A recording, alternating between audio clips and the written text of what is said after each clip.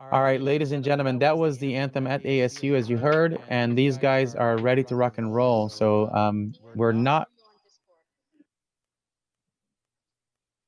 Nia cannot hear me on Discord. That's because I don't see her. Oh, well, she shouldn't hear me. She's going to be hearing John. And so welcome, welcome, one and all. Welcome to this, the Owls versus ASU gymnastics competition, brought to you from our intrepid, hardworking folks at GymACT.org in association with virtualstarsgymnastics.com, and this webcast being produced by the Men's College Gymnastics News YouTube channel. Thank you all for coming. Thank you all for joining us. This is an exciting thing for us all. We are taking so many steps, leaps, and bounds to make things work properly. I am seeing dozens of people on my screen. We have coaches, we have judges, we have commentators, we have narrators, we have extra cameras and everything else that's going on. So it's really exciting that we're all here together to make this work for you all to enjoy this viewing of the competition. And of course, the most important thing is that we are here to provide an opportunity for these athletes to compete against one another from across the country. And this is really exciting. They are at their respective training gyms, and the meet is going on virtually with the judges are in completely different locations. Let me take a quick moment to introduce the teams to you. So what I'm going to do is I am going to call on the head coach from the Owls, Mr. Jesse Kitson-Abelson. And Jesse, if you can join us on your side there, sir. We're going to go ahead and try to make this work. Ladies and gentlemen, bear with us just a moment as we're connecting the sound from multiple locations and trying to make things work. Once the meet begins, it'll run smoothly from one camera to the other. Jesse, I can see you, but I can't hear you yet. You have to be in the live on-air channel. So maybe we need to move his... Now? Yeah, there you go. I hear you, sir. Hey, welcome. There we are. Connection, baby. Okay. So Jesse Kitson-Abelson from the Owl team, the Philadelphia men's gymnastics team. Jesse, what's going on? Hello, and please introduce your team. Yes, thank you, Breeze. So we're here in Philadelphia. We're pumped to be here. We're pumped to host ASU in Philadelphia. We're excited for this first virtual meet, making history here. So behind me, we've got 15 Owls on the squad. We've got special ladies behind us working the camera. We got Nia and Sid that are helping us out this week. So much tech. It's like a TV show. We've set up all the electronics, and we're just so happy that we can compete against ASU because we've been looking forward to this for, because we got kicked back. Turn down the camera, the audio. There Can you hear me okay? Yeah, that's perfect. Okay. You did All right, exactly yeah, I what just need needed to to turn happen. down the reverb. Okay. Perfect. Yeah, we've been looking forward to go against ASU since we put it on the calendar. We have much respect for them, and these guys are pumped to do some gymnastics. So Scott and ASU, welcome to Philly virtually. And I'll introduce you to the guys real quick, right down the line. So starting on the right side of the camera, we've got freshman Nikki Latka from New York. And then we've got freshman Stephen Rathbone from Virginia. We've got sophomore Matthew Coljohn from Ohio. We've got senior and co-captain Nicolino Di Battista from Pennsylvania. And next to him is our other co-captain, Garrett McDaniel, Jr. from Alabama. And we've got Forrest Kelly, is a junior from New Jersey. And next to him, we've got Jared Holmes from Pennsylvania. He's a sophomore.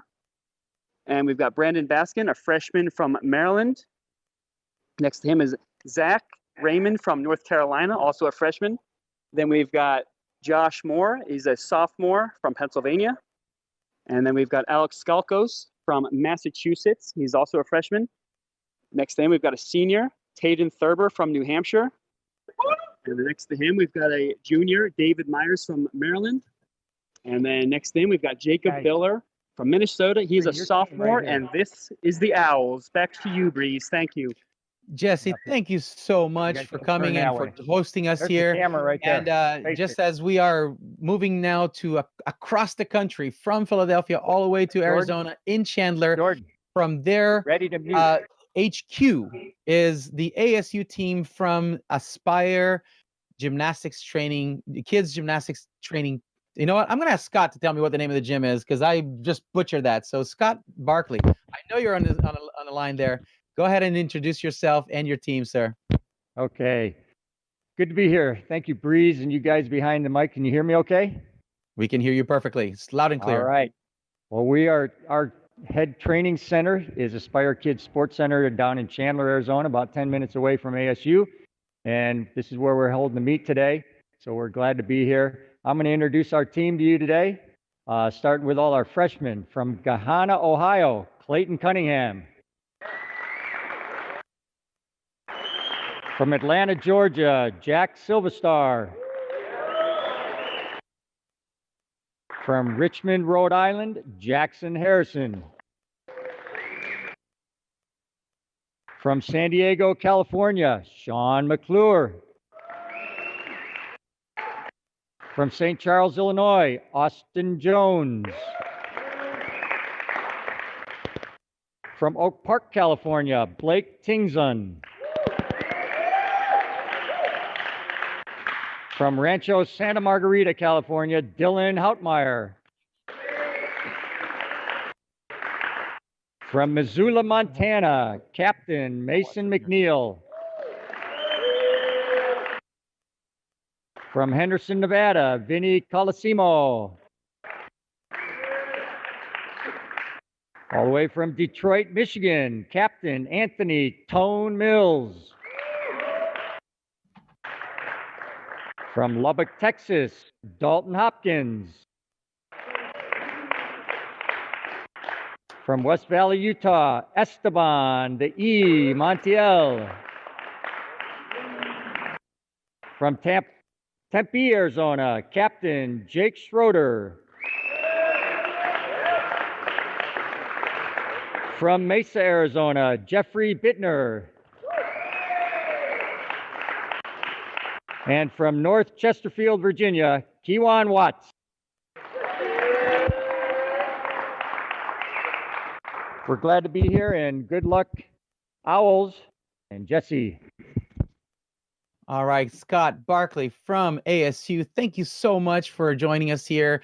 Gentlemen, you may go to your first event, 2-minute touch. So go ahead and take your places to get ready for the first event on floor exercise for both teams. Now, ladies and gentlemen, today's competition is being hosted, brought to you by GymACT.org, but all of the powerhouse of the brains of this operation, the digital brains of the operation, comes from virtualstarsgymnastics.com. Robert Davis is here with me today, and he is our master score person. He's making sure that all the scores are going from the judges into the scoring system, and that we can make sure that the scores are going in real time to the Virtual Stars Gymnastics website. A quick reminder to Scott: go ahead and mute yourself from the live air channel on Discord. That'd be fantastic. Thank you, sir. Thank you very much. So, besides Robert, we have a number of other things that are happening. And Kevin, you need to mute yourself if you're going to be talking, sir. Thank you very much. Still dealing with the details. There are a lot of people involved. You can hear them. You can see them. This is exactly what's going on. This is what it takes to put together a meet. There are hundreds of man hours and volunteer times of people that have been working so diligently to get us to where we are. And I just wanted to point out that here at GymACT, we have been working all along to foster the growth of men's college gymnastics programs, strengthen and raise the level of our sport, and protect the relationships and integrity of college gymnastics, while promoting the essence of the sport. Yes, that excitement that you hear in the background, that's the ASU team. Those are the guys from Owls. They're excited. They're ready to go. And it's really loud feedback from me right now. So from I believe it's probably coming from the ASU interview. Still there. We need to mute that guy from the air channel there. Thanks. John, if you can take care of that from the air channel, go ahead and take ASU. Thank you very much. And thank you so much. All right, there we go. So we're here to take care of these guys. We're here to give them an opportunity to compete, give them an opportunity to be part of a team, give them an opportunity to go to college gymnastics where college gymnastics may not have existed just a year ago. We added 2 new teams to our college programs this year from Kansas City United and from Georgia United. We're excited to have them, and it's exciting to us. Now, these 2 teams have been college programs for a long, long time. Temple, of course, for decades and decades. They were a powerhouse of gymnastics, and they were dropped from the NCAA programs, and we provide now a platform that they can continue to thrive as a collegiate competitive program. And that's what we're here to do as GymACT. We're here to provide opportunities for new teams to come in. We're here to provide opportunities for teams that have already existed, who may have been dropped from their NCAA status.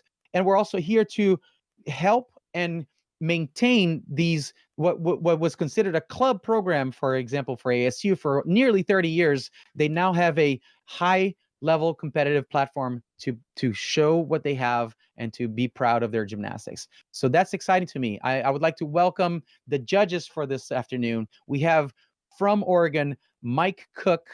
We have originally from Santa Cruz, and my sister in many crimes, Miss Michelle Huffman. And from Phoenix, Arizona, or near the Phoenix area, we have Peter Wiggin. And these guys are putting a lot of themselves, a lot of their time and energy here for us to help the meet go along, and I appreciate everything that they're doing. So thank you for being here. Lastly, I would like to say hello and thanks to my co-hosts, which are from the OWL side of the world, way out there on the East Coast. We have Mr. Richard McGuire. Excuse me. Richard, thanks for being here. We'll talk more about your gymnastics experience and life in a little bit. And then from Arizona, he's right there in the same gym as the competition that's going on at Aspire. We have my other brother, Mr. Kevin Riggle. Thank you for being here. All right, so here's what we're going to do. I believe we are ready to go. If I can get a thumbs up from our judges, because I can see the judges on my screen. Okay, still warming up. That's totally fine. We need to respect those 2-minute warm-up, 1 touches. Now for the meet format, it's going to be a 6-man up, 5 scores count. This is as per NCAA rules. So if you have less than that, of course you can, but you cannot have more than 6 men competing in an event. 5 of those scores will count towards their team score. We're going to go in a head-to-head format. Thank you, John. We're going to go in a head-to-head format, which means every event, the OWL team is going to go first because they are the host, and we're going to go back and forth between OWL and ASU, respectively, throughout the entire meet. Now, for the first event, on the E panel judge, so for execution, and we'll call him the head judge for this event, is going to be Mr. Peter Wiggins. And Peter's going to be the head judge, and then judging in the D score for difficulty for all of the OWL athletes is going to be Michelle Huffman, and then all of the Arizona athletes will be D scored by Mike Cook. Gentlemen, lady, thank you very much for being here, and let's go ahead and get this party started. So we're going into the OWL team, where our intrepid judges and the team representative are talking to one another to get the first athlete ready to go as soon as he's ready. Now I'm going to call in on Richard. Yes, thank you very much. So Richard, anything that you have to say to us? First of all, welcome and thank you for being here. Let's go ahead and talk about what we see here. A nice mount for Rich. Yeah. So Richard, we need to have you unmuted in the Discord live on air channel, please, sir. Meanwhile, I'll go ahead and keep talking about this routine. And hello. Can you hear me? Yes, I can hear you. This is awesome. So excellent. this first athlete, of course, as John brought up, is Garrett McDaniel, and he's from the Owls, and he's doing a beautiful routine so far. This is the anchor position. As you yourself were a gymnast for many years, you know how important it is to be that first guy, first up in the meet, first up on any event. Yeah, it's no easy task being the first man out. There's a lot of pressure, like you said, and the nerves are really high, but he's handling it quite well. Nice front layout half, small little hop on the step, nice transition into the corner, and looks like he's on to his next pass. Solid layout and a stick. Garrett performed a beautiful routine, and we're going to be talking about the stuck landings in just a moment. But here's the thing, you know, college gymnastics, it's all about how clean can you make your routine. Of course, the harder your dismount, the greater the chance you have of having a start value that is higher, but then you're taking the risk of making some mistakes. Now, Garrett there chose to do some fairly basic skills. He was nice and clean. He was showing some great preparation for landing on everything. So I love seeing the first guy up with a nice, clean, simple routine that can set the tone for the routines to come. That's fantastic. And we can go ahead. Another thing to point out here is that it's still early in the season, so the routines Thank you. All right. Yeah. So that's how fast we're gonna go. We're gonna go right ahead to the ASU guys who are ready in their gym. So, ladies and gentlemen, I just want to point out, we do have the scores in real time at virtualstarsgymnastics.com. Follow the link for the GymACT live and this competition. You will see everything there. So, Kevin, if you're with me here, go ahead and start talking about this routine. That was a beautiful double back starting for the routine there. The athletes are, of course, required to do a double flipping skill to get full value for that element group. And you see that Jackson is using that 4-inch mat as an extra safety precaution for, again, early in the season. We want to keep these guys healthy and safe for the long months to come.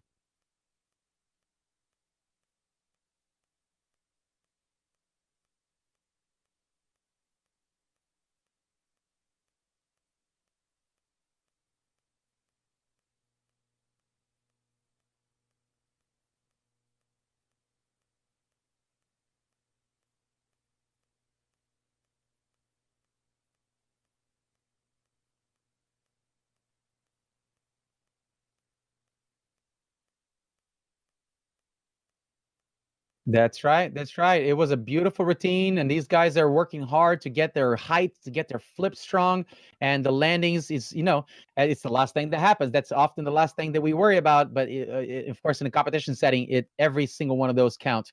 So we're going to go ahead and start moving our cameras back again to the next athlete from Owls, and it's going to be Alex Skalkos. And also, if you're following along with the scores right there in Virtual Stars Gymnastics site, you'll see that Garrett scored an 11.8, this final score.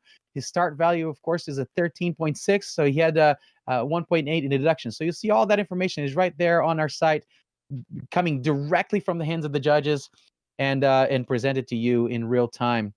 So this is one of the things that we've been working very hard to do. It's making sure that we have the cameras that are set up so that we have the commentators are talking about the routines for the public to see, but also that the coaches and the judges have a platform where they can, see everything happening as it's going on in the meet. So exciting stuff going on. And Alex Salkos has already started his routine, so let's go ahead and check out what's going on over there. And if I can remind the ASU team camera to go ahead and mute when you're not in competition, please.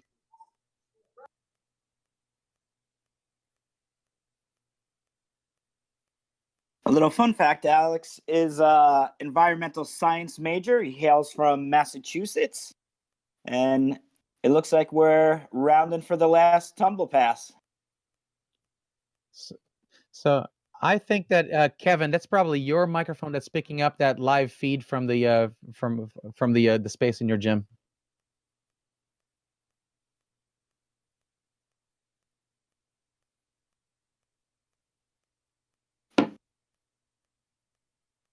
All right, that was Alex Skalkos from the Owls performing on the floor exercise.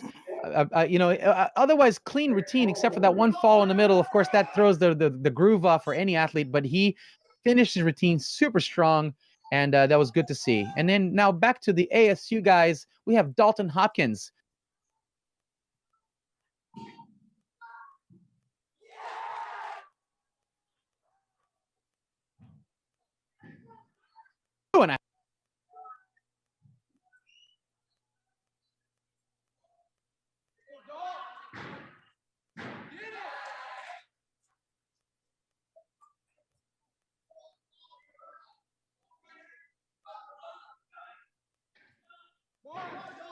I am impressed.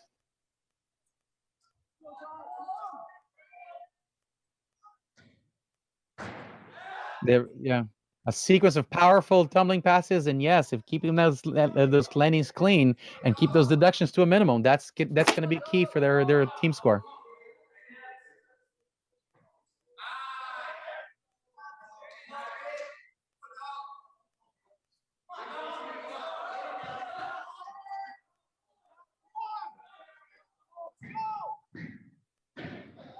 Combination pass.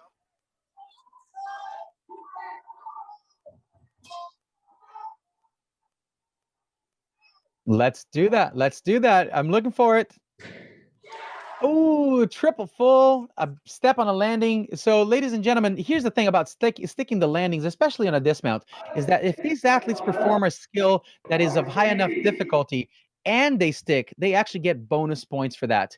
And we keep track of that in our tally right there on the website. And because I can see it, there's a stick column if your site is set to a wide enough window, you will see that the stick column will show the stick flag, which is what the judges raise when they stick the landing, and that gives the athletes a 1/10 bonus at the end of their score there. So we're looking for those stick landings, of course, because not only does it look good, not only does it pump up the team, it gives everyone the excitement of finishing the routine as perfectly as you can, but also if it's a high enough difficulty skill, you get bonus points. And the Owls guys are getting back on the floor there with Zach Raymond. He's already started his routine with the double back. It was a nice clean double back, but landed a little short on his landing. And here we go with a beautiful layout on a side pass, showing how clean his gymnastics can be. And now we can see what he's really intended to do. Now, Richard, you competed for many years. What was your top events? Were you? I know you were an all-arounder, and that takes a lot. I did it myself. Yeah, I was an all-arounder. I would say that I fared strongest on floor, parallel bars, and rings towards my last 2 years. I ended up taking 2 conference championship titles on P-bars, I believe 2 on vault as well. Congratulations. So you're seeing here that Zach is putting together a beautiful routine. I like to see a guy do a V on floor. When it's nice and clean like that, legs nice and vertical, you don't see that enough on floor, of course, but he did a nice job with it. Showing super nice back 1.5 there. And Zach actually hails from Greensboro, North Carolina, sticking the double full. There you go. Really put a stamp on that routine. Good job, Zach. Indeed. That was a very nice routine in all levels. He stayed on his feet all along, and it was a little short on the mount, like we said earlier, but finished it. Every pass count. There's a lot of skills in a floor exercise routine. If these guys can keep it clean throughout the entire thing, that's money in the bank right there. And it's early in the season, so we're seeing them work out the kinks still, and we might not even be seeing their full difficulty yet. So that's right. A lot to come. Not to come. All right, back to the ASU team. These judges are cranking these scores quickly. We're going fast from one to the other. Let's go ahead and go back to the ASU house. They're loud. They're excited. I love this. That's what college gymnastics is all about. Keeping that rhythm.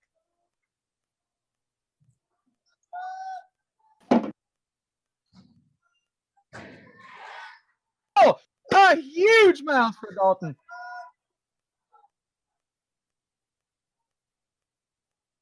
That's awesome. Yeah, excuse me. This is Austin. Austin's kicking butt. Arabian double front with a beautiful landing. Preparation for landing was there.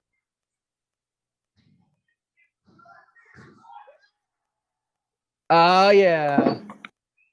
fought to stay on the floor.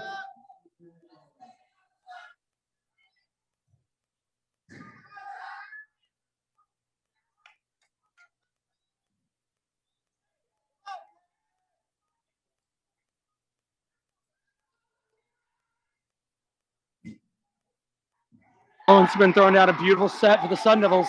Let's see if he can take it home. Ending with a half and half out. That is a tough dismount to pull off on the last pass after nearly a minute and a half of running and jumping. That's amazing. So the floor routine, of course, is actually 60 seconds long, in fact, up to 70 seconds. So a minute and 10 seconds is the maximum length that they can be on the floor. I mean, they can keep tumbling all day, but they will get deducted if they go over the 70-second mark. But right there, Austin showed incredible control, huge double-double in amount, a beautiful half and half out, just a little short on the landing on the dismount there. But man, it takes a lot of energy, a lot of power, a lot of guts to put those big skills on the floor. Yeah, had a beautiful landing and just looked great. Good, looked solid all day long. We're back to the Owls where Taden Thurber is up, taking his first pass. Oh, nice. Double front. Little step on the landing, but nice skill to see. Yeah, those punching skills, when you're just running, punch straight into the skill, that's hard to do. I mean, you're taking all the power on your shins and ankles and, making it happen. Yeah, a little short, unfortunately, on that Arabian up front, but otherwise, beautiful skill. Some solid skills, really. Double front entrance, second pass, Arabian double front. And here we are with the static press handstand hold, one of the categories that must be fulfilled, I believe. Is that still a thing? It's still a thing, man. All right. You're not outdated yet. I'm a little rusty on the current rules, but that's all right. That's okay. I'll help you make up stuff over here. Nice solid double full to finish it. Finish it off as we're continuing. He's got life left in him. Yes, he does. 2.5. Oh, unfortunate turn of events. And that's all right. Remember, we're still early in the season, and this is all just getting worked out, and we're dialing it into the end where the conference championships come up, and that's what they're really gearing towards. That's right. That's the you aiming that dart way far out there in the distance because you want to have the highest level of difficulty in your routine possible, and then improve the execution as you go along. So most of these guys are trying skills that are, of course, they can do the skill, but when you throw a 2.5 dismount at the end of the routine, it's a whole different ball of wax than doing it just by itself on the floor. Let's go back to the ASU team now. We have Esteban Montiel using his strengths and bringing home a huge routine with no major deductions anywhere, and amazing big skills. Good tumbling. And we're back to the Owls where Nicolino Di Battista takes a first pass with a double full, solidly done. And if his routine's as exciting as his name, we're in for a treat. I love it when it goes faster than I can speak, which is a good thing. Solid second pass, 2.5, 1.5 front full, and he loses it on the landing. Solid gymnastics being done here, though. Yeah, those multiple bounding skills are efficient because you can get difficulty for multiple skills on a single pass, meaning you don't have to run back and forth nearly as much, but the level of precision that it requires is tremendous. So unfortunately, right there, he went a little bit over on the 1.5, took off a little low to the ground, and it's hard to recover from that. But he can see absolutely. Right here, Nico is a strong man. He's put his head back up and finished the routine with elegance. I love what I'm seeing here. Double full with the small step. And what was nice to see is that we had the windmill in Nico's routine, and the prior guy from ASU, we had the air flare. Both skills adopted from breakdancing, whereas the flare was adopted into breakdancing from gymnastics. This is the other way around. Hey, look at that. And you have a little bit of experience with breakdancing, do you not? Yeah, that's true. I'm part of a crew called Super Crew and Full Force. They won America's Best Dance Crew Season 2, and I've done many international battles around the world after I stopped competitive gymnastics. That's awesome, man. And so still staying strong and active in the community. That's just as fun, if not more so. Hey, more to come. Let's go back to the ASU team. This is Anthony Mills. A treat to watch this athlete perform on floor exercise. Kevin, I just want to shut up and watch because this is powerhouse to the extreme. Yeah, this is Anthony, nicknamed Tone, senior captain Mills. He's actually in his 5th year on the team due to COVID. He didn't get his final national championship, so he held on one more year, which is incredibly difficult to do. And he is just so powerful, and he's been putting in the work. Unfortunately, you see the hands go down there. That is going to be a full point fall, but he's going to be able to make up for that. That is one thing Anthony is known for, is when he does so high on his passes. The fact that he was widely open on Arabian up front, he could have tucked that and over-rotated easily. He absolutely could have, but he does such a good job of just fighting back. When he makes a small mistake, he just puts everything he has into the end of it to try to make up for it. And it shows. You see that beautiful wide arm press handstand from split, showing off both strength and flexibility. And then he's going to show the power right here. He is such a powerful tumble, like Breeze was just saying. Beautiful front layout, 1.5. He's finding his landings. He's getting prepped. He's got a big dismount for us. Let's see if he can find that Sun Devil stuck dismount, Breeze. I'm looking forward to it. A little foot dusting going on before he gets ready. Take a little deep breath. Hear the bell. 10 more seconds of the routine. Here we go. Coming in. Ooh. Not Beautiful bad, triple full, and pulled in on the feet a little bit underneath there at the end. Thought maybe he needed a little extra juice, but he didn't. He was high enough. He could have stayed straight. And but a beautiful routine by Anthony. Again, it's showing a fall in the middle, but recovering strong and showing control and finesse throughout all the other passes. That was amazing. I love that. He's been working out still. So it's a fun thing to have these college athletes doing what they do right there at home. In here on his dismount, Q1's been looking strong on this floor routine. Let's see if you can find that Sun Devil stick dismount right here. Oh, I'm sorry, he's got one more pass left. That was a beautiful back 1.5, front 1.5. It's a very common combination. And when you get it dialed in, it's real easy to keep clean and stick. But here we go. See if he's got that Sun Devil stuck dismount for us. Full twisting double back. Ooh. Kicks out. Almost like he slipped his hands out there for a second.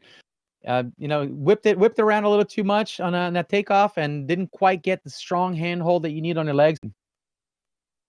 Let's see. Maybe not. We're working it, man. That's right. Well deserved. That was a beautiful routine from start to finish. Brought home that so needed hit routine. It's amazing. And these guys, you can see that they're getting pumped up, and that's what it's about. That energy from the first routine now to the second. What a difference in energy and excitement. And now keep that momentum going. Well done, Zach. Be a pivotal performance on Pommel Horse.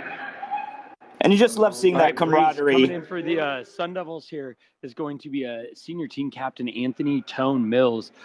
We just watched him on floor, and he's got to turn around and go straight to Pommel Horse. Even with that fall, Jeffrey Brittner brought home an 11-0 for the Sun Devils. So it's not a terrible score if they have to count it, but they're hoping that the next 5 guys can pick up that fall. Breeze, one of the things you just said that I think is so important to bring up is Anthony's now going to jump up. Tone's going to jump up, and he's got to fight for his brother. His brother just fell. This is really just a brotherhood, and so he's going to have to fight back here. And like we saw on floor, that's exactly what he's doing here. Picking up that circle. He has some beautiful scissor work there at the beginning of his routine. He's got a real nice big open circle. Right up in that nice dismount. Very clean routine from Anthony. That was gorgeous. He's been working hard on that routine. That is very, very, very beautiful, and he's been working hard. It's a lot cleaner than it has been in the past. So great showing from team captain. Really working to his strengths and showing those beautiful lines and the smoothness of his swings. Of course, we saw him do some flares on the floor as well, and he pointed off on Pommel Horse. Well done, Anthony. And back to the Owls, we're going to have Jared Holmes. He's ready, and looks like the judges are already pretty much set up as well. So not a whole lot of time to talk. I like that. Keep my audience entertained with the gymnastics, not with our babbling. Exactly. All right, let's see what Jared can bring to the table here. Starts off with some nice scissor work, and now we're off to it. One of the other extremely difficult things about Pommel Horse is all the other events have continuity. You're always flipping or twisting. Pommel Horse is the only event that, and there we go, we had a fall, a little struggle, but Pommel Horse is the only event that is circular. So it's just completely different than the other events. So it's really its own beast. Yeah, and you heard the voice of John Lucas right there as he's doing the meet managing between the judges and the coaches and everything, and he is letting us all know that the judges have, you know, to make a decision on the spot. Did he get credit for that last skill or not? And then the athletes and the coaches have a choice to repeat the skill or move on without it. And of course, that's a mental game that is mathematical in nature, and looks like he chose to keep going with his routine and finish beautifully. Yeah, nice recovery. He really went up pretty smooth to that handstand. And again, Pommel Horse is tough. When you fall, you got to get back up and you got to just breathe and shake it off and do your best to recover. And he did a great job in that. Indeed, he did. You can see how these guys have so much to show us. And, you know, again, early in the season, they're putting it out there, taking some risks, but I'm enjoying what they're performing is a really quality gymnastics. Back to ASU at Aspire Gymnastics, we have Dylan getting ready there for his routine. I saw Dylan do his routine just a couple of weeks ago against NIU, I believe he was. Did a great job. Looking forward to this routine. Yep, this is Dylan Huntmeyer for Rancho Santa Margarita, California. So not too far away from home. Breeze and John kind of up from your neck of the woods, and he's going to start with some beautiful scissor work. Small swipe on the horse there, but he did very well with it. Those scissor fulls are big skills, and they're hard to do without deductions, and he did a really good job with it. Kept it clean. A little bit of a burst of the legs, but well done. And then also showing his strength and his swing. Yeah, he's got across the horse. He's got some really nice circle work. That early hip turn is exactly what the judges want to see, coming from the single pommel into the 360 dismount, and the team just going nuts for him. Beautiful routine, and that's going to help step up for what Jeff Bittner struggled with at the beginning. So this team is really doing a good job of pulling together and just fighting for each other. That's what you want to see. This is what men's gymnastics is all about right here. That's right. You take the momentum that your predecessor took, take the momentum that your previous athlete did and set up for you, and what you're going to do with it, right? It's your turn. It's your time to shine. Are you going to step up to the plate, or as they say, not? And as we go back to the Owls, we have Garrett McDaniel. And just quick score update, Anthony Mills did bring home a 12-4 for the Sun Devils. That's going to be a nice counted score for the Sun Devils. Mm-hmm. Hailing from Montgomery, Alabama. Fun fact, he did pole vaulting in high school. Not much help for this event, but let's see what he's got. Swinging good so far. You can tell that he's a strong athlete. He's got a lot of muscle to work with, and that keeps you going when you get in trouble, just right there and not rushing. And man, did he just scrap by with that. And I have so much respect for the guy who can fight and save Pommel Horse, because it is not an easy event to save. And I just love seeing people struggle and push through it. Well done. Yeah, Pommel Horse 101 is stay on the horse. So you do what you got to do. Of course, you're trying to make the cleanest routine you can.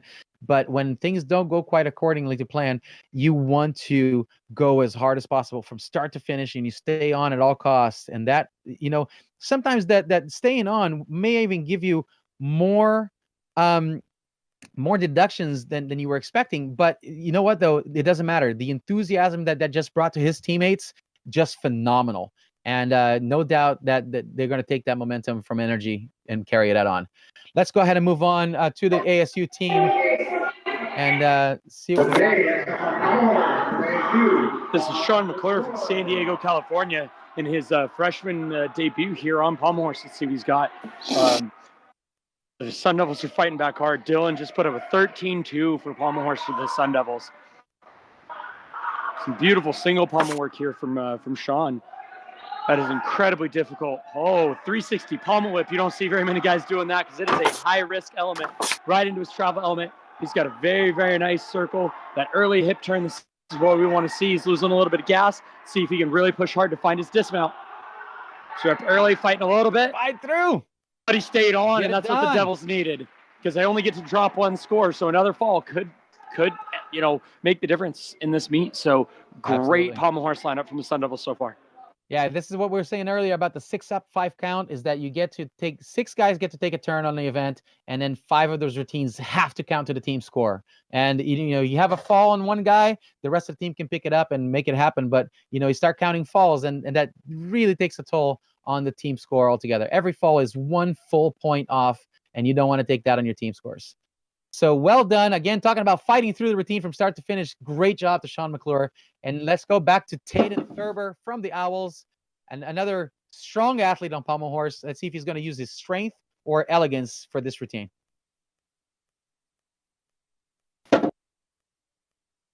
I'm liking this swing here. He's got some good rhythm going on, and extension. You can use a little bit more extension on his hips on those circles. And yes, indeed, when you start lifting your feet up a little too much on the front on the Magyar, and then when they drop down on the back, you get that up and down action instead of the circular movement. And that's hard to recover from that. So, but like we've been talking about all day, it only takes about 1/8 of an inch. Pommel horse is so unforgiving. You get to see the competition that's happening from one athlete to the other. You can keep track of the scores, but for that flop sequence because you didn't continue the circle out of it. So it's a big hit for his routine. It's not just a fall. You start losing points from the skill before, where you start to break form. You don't get credit for the skill that you were working so hard for, and then you move on to the routine and you lose the skill altogether. It's a lot of math going against him, unfortunately. But Kiwan's has got a lot in his pocket, so he still pulls off a good score with a 12.8. That's commendable. Yeah, absolutely. It's exactly what the Devils were hoping for. The Sun Devils finished with a 63.6 on pommel horse, so they can't be too upset about that. They came out. That's a good score. They had some mistakes, but they picked up for each other and they fought strong, and that's all you can hope for. One of my favorite quotes about gymnastics is, in gymnastics, you just never know. And that's exactly what happened for the Devils on horse. And it looked like the same for the Owls, some very uncharacteristic falls, but they're out there swinging strong. So that's really all you can hope for these colors teams. One of the other things we got going on in the gym today is the ASU Maroon lineup is actually also competing live in the venue. So if you hear some extra noise going on, they've got a lot of competition going on here. Yeah, it's one of the astonishing things that Scott has done with this program that he's built from scratch, really, with starting in the early days, nearly 30 years ago more than 30 years ago now, with just a handful of guys, and to build this gymnastics empire that he's done with now nearly 50 guys on a team. You can compete 15 of them in the NCAA roster, NCAA rules roster, which is what we're going by here with our GymACT meets. And but he's got a lot of guys to fill those gaps if you need it. So he's got another team that he's put together, and then those guys are doing their own inter squad right now as well. So that's exciting to have so many powerful athletes, a deep and strong team. So congratulations to Scott and the ASU guys for building this amazing program that is really the pillar of our gymnastics community. So thank you, Scott, for all your work. Let's go with the Owls on the rings. The first man up is Mr. Alex Skalkos. Take it away. All right, here we go with the Owls. And we have a Whippet to L, a Humnut to L, the formal name. Yeah. And then Pike Jamiwaukee, Tuck Jamiwaukee, all the way up to an L seat. He's picked up a little swing now. And as the event suggests, still rings. We want to keep those rings as still as possible, but all looking pretty good here. Yeah. Oh my goodness! What did okay.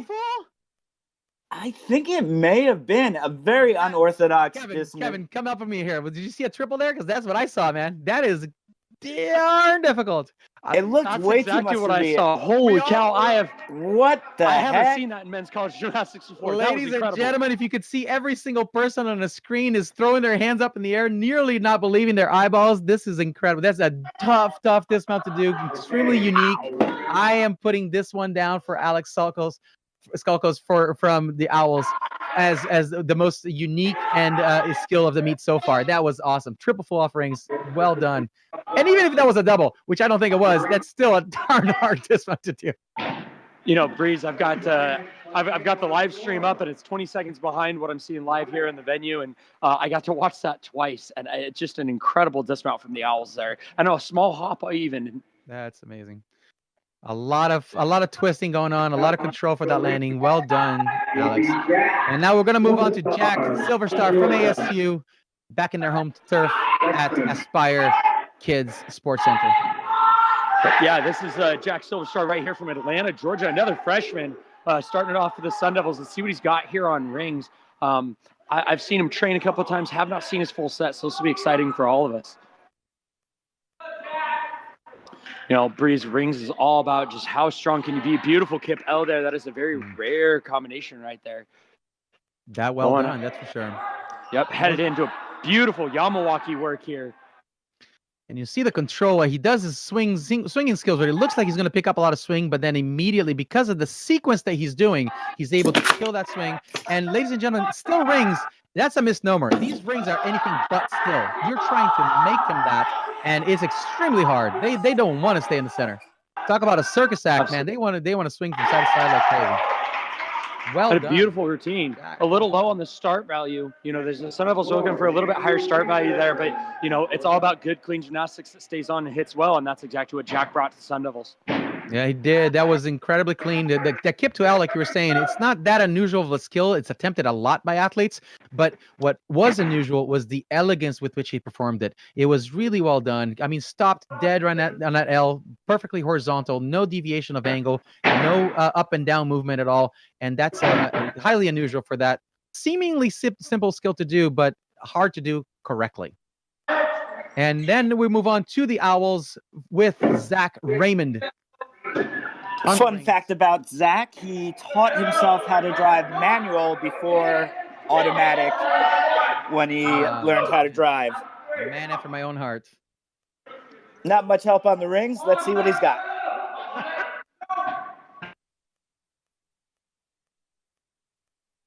You know, rings is it's one of these, it literally just, you know, brute strength, but the perseverance. Yep, you got to, but the perseverance to get that strength takes a lot of commitment and discipline, because it's not something that comes overnight. And there we had a swing elements, a nice tucked Yamawaki to straddle planche. And the variation of skills like he just did, swinging right into the static position, incredibly difficult, and he did it very well. Yeah, and it's so important to have breath control on rings, because if you don't give your body oxygen, then your muscles just aren't going to work. But at the same time, you're expending so and there we had a bit of a slip up, missed the handstand there and came off. But what I was saying is you're expending so much effort, and then you have to still manage to breathe and still fuel your body with oxygen. It's just not an easy event. Very demanding.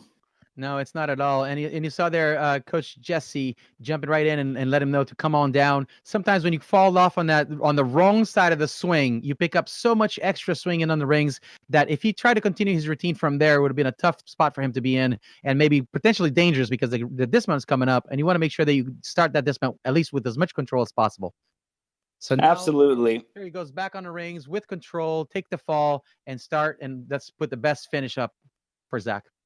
And after that, the first dismount of the triple, I'm kind of excited to see what we got coming up here. Come on, come on. So there he's struggling. He was supposed to go to the handstand, and he made it to, ooh, okay, another unorthodox dismount, front full. Yeah, well done. Yeah, I like that. That one always sneaks up on me. You know, you expect the guy to start swinging backwards is the traditional, more common dismounts goes backwards. And when a guy, you know, falls forward, I expect him maybe to do another skill, and then to go to dislocate and flip back again. And the layout full sneaks up on me. It's actually quite a difficult routine dismount to do. It takes a lot of precision to get enough flipping action and twist and it's a blind landing too. So he's got basically, you got to use the force. You see the ground for the beginning of the routine, the beginning of the dismount, and then towards the end you just lose eyesight, and you just have to know where the ground used to be, and you know, hope that the thousands of repetitions that you've done up to that point will help you out. See how many sticks the gold team has and how many sticks the blue team has right in the meet. Hearing the voice of Scott Barkley on the background there, the head coach for the ASU team, making sure that his audiences are aware of what's going on in his own space. Scott always wearing so many hats. Kevin, tell me a little bit about working out with Scott Barkley as a coach. I know as a man, he's a phenomenal human being. Yeah. Real quick, this is Dylan Hempmeyer. We just saw him on pommel horse, and we're going to see him again right here on still rings. Scott Barclay is an incredible human being. If it has to do with the sport of gymnastics, he's in it. He's the pioneer of what we're seeing with GymACT right now, along with many, many other people. But I mean, the man just never stops, and he just continues to push this team and this program forward. And I've said it so many times. He is going to be. Wow, hold on. That was an incredible press handstand from Dylan. Yeah, fight for it, Dylan. Let's go. You hold that turnout. That is so incredible. Those rings have to stay turned out so your arms don't actually touch the cables.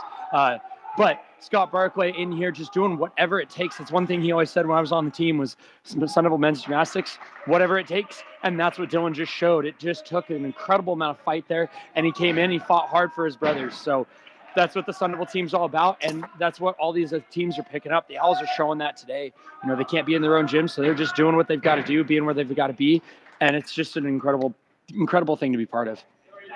Yes, it is. I mean, it's amazing to see how much these guys have to put out there that's out of the ordinary, right? I mean, not only is the gymnastics a tough sport to be in normally, these guys are going above and beyond every step of the way, bringing it, you know, working hard. They're moving equipment early. I got the schedule from both teams, in fact, that they were there, you know, hours before the meet starts, moving equipment out of the way. You see right here on the Owl team that the rings are out of the way, that the camera angle is as clear as it can be for the judges. These guys are out there doing all themselves. They don't have a crew to do it for them, so they got to take care of themselves.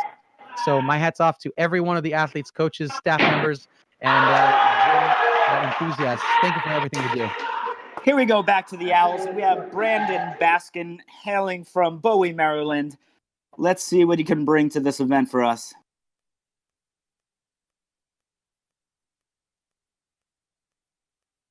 And here we go. Dislocate, dislocate. Oh, another unique skill not seen too often these days. I believe that's called the Delchev, if I'm not mistaken. Yamawaki, tucked Yamawaki up to a nice straddle planche. Now he's going to want to really lock those elbows out a little bit more. And you see on the press handstands, we're relying on the straps a little bit. That's something we're trying to avoid. Let's go. Come on. You got this. Finish it. There you go. Let's go. And here we go, moving on. Double back dismount, and he sits it down. Not easy, folks. Not easy. No, it isn't. There's a lot going on there, and you know, like we were saying earlier, those rings don't want to be steady at all. They're moving out from underneath you. You gotta get the technique just right. And at the end of the routine, now these guys may be able to stick these dismounts 6 out of 7 times, you know, by themselves, but you put that at the end of a routine and it's a whole different skill. So basically you're having to learn the skill on its own and you're having to learn the skill at the end of a routine, right? And there's only so much time in a day. You got to do the routine all throughout and then put the routine at the end, the dismount at the end there. And the best way to practice really right here at the meet. So these guys are putting it all together and seeing what it's like to do it under pressure with the noise, with the crowds, you know, virtually or not. And, you know, and in figuring it out. You gotta figure it out. Absolutely, and it looks like we're just waiting on the Sun Devils to get started again.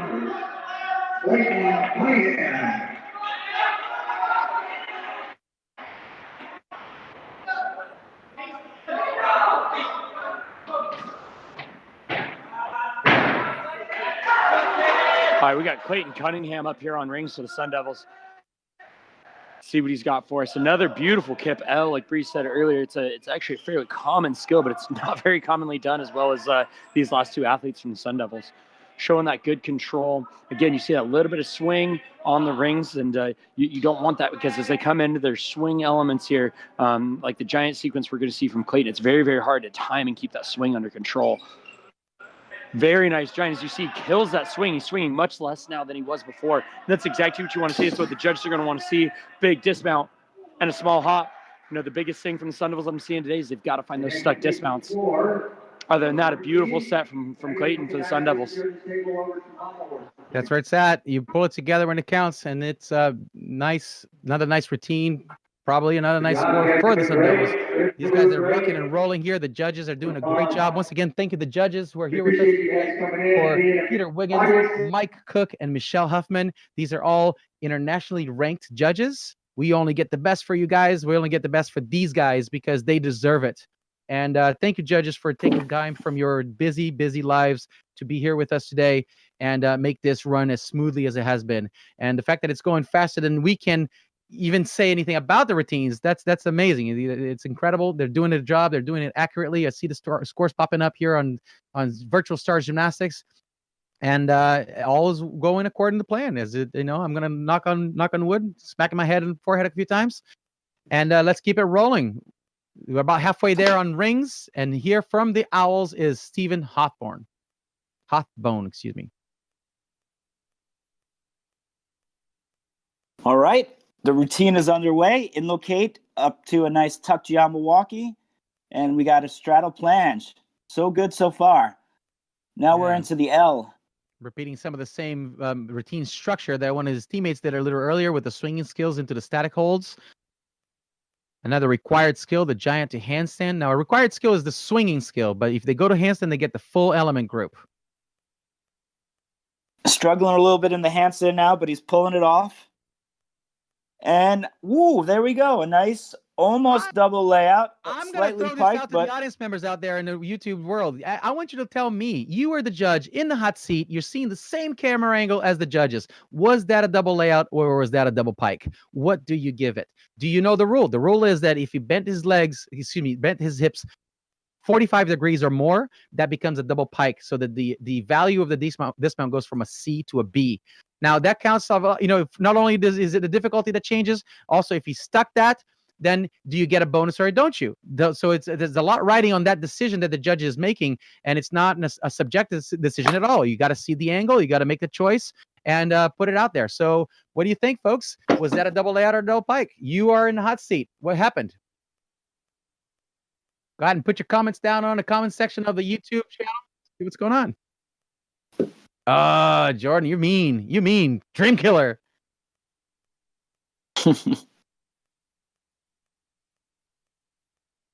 And going back to the ASU athletes back at Aspire Sports Center, Anthony Mills, Mr. Tone. I guess I got to get used to saying that. I'm going to have to add that to my notes.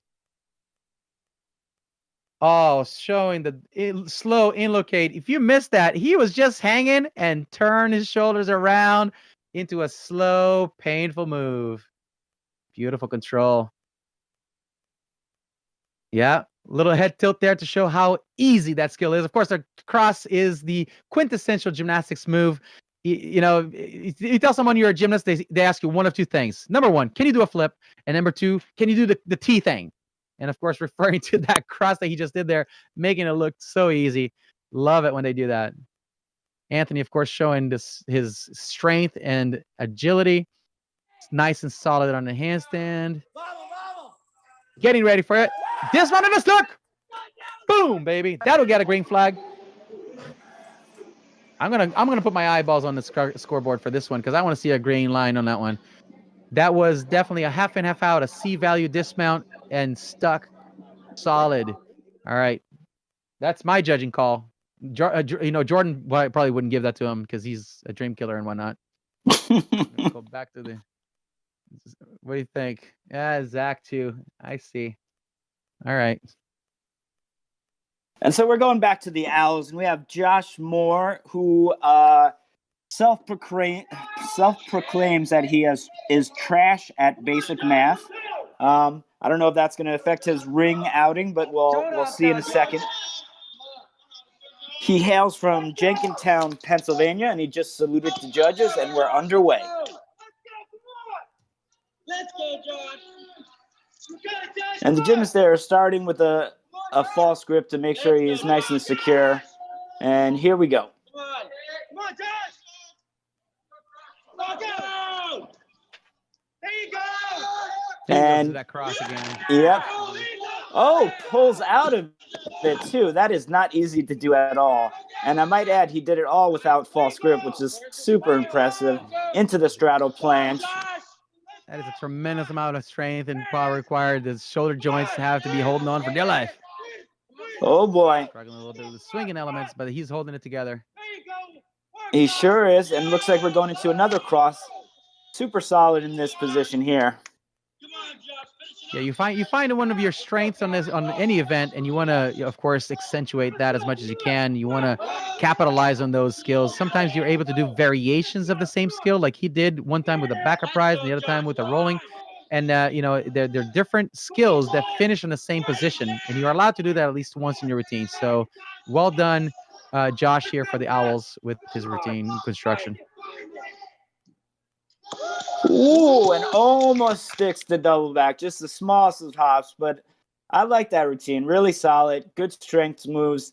And again, we didn't see the false grip that is so typical when it comes to strength moves.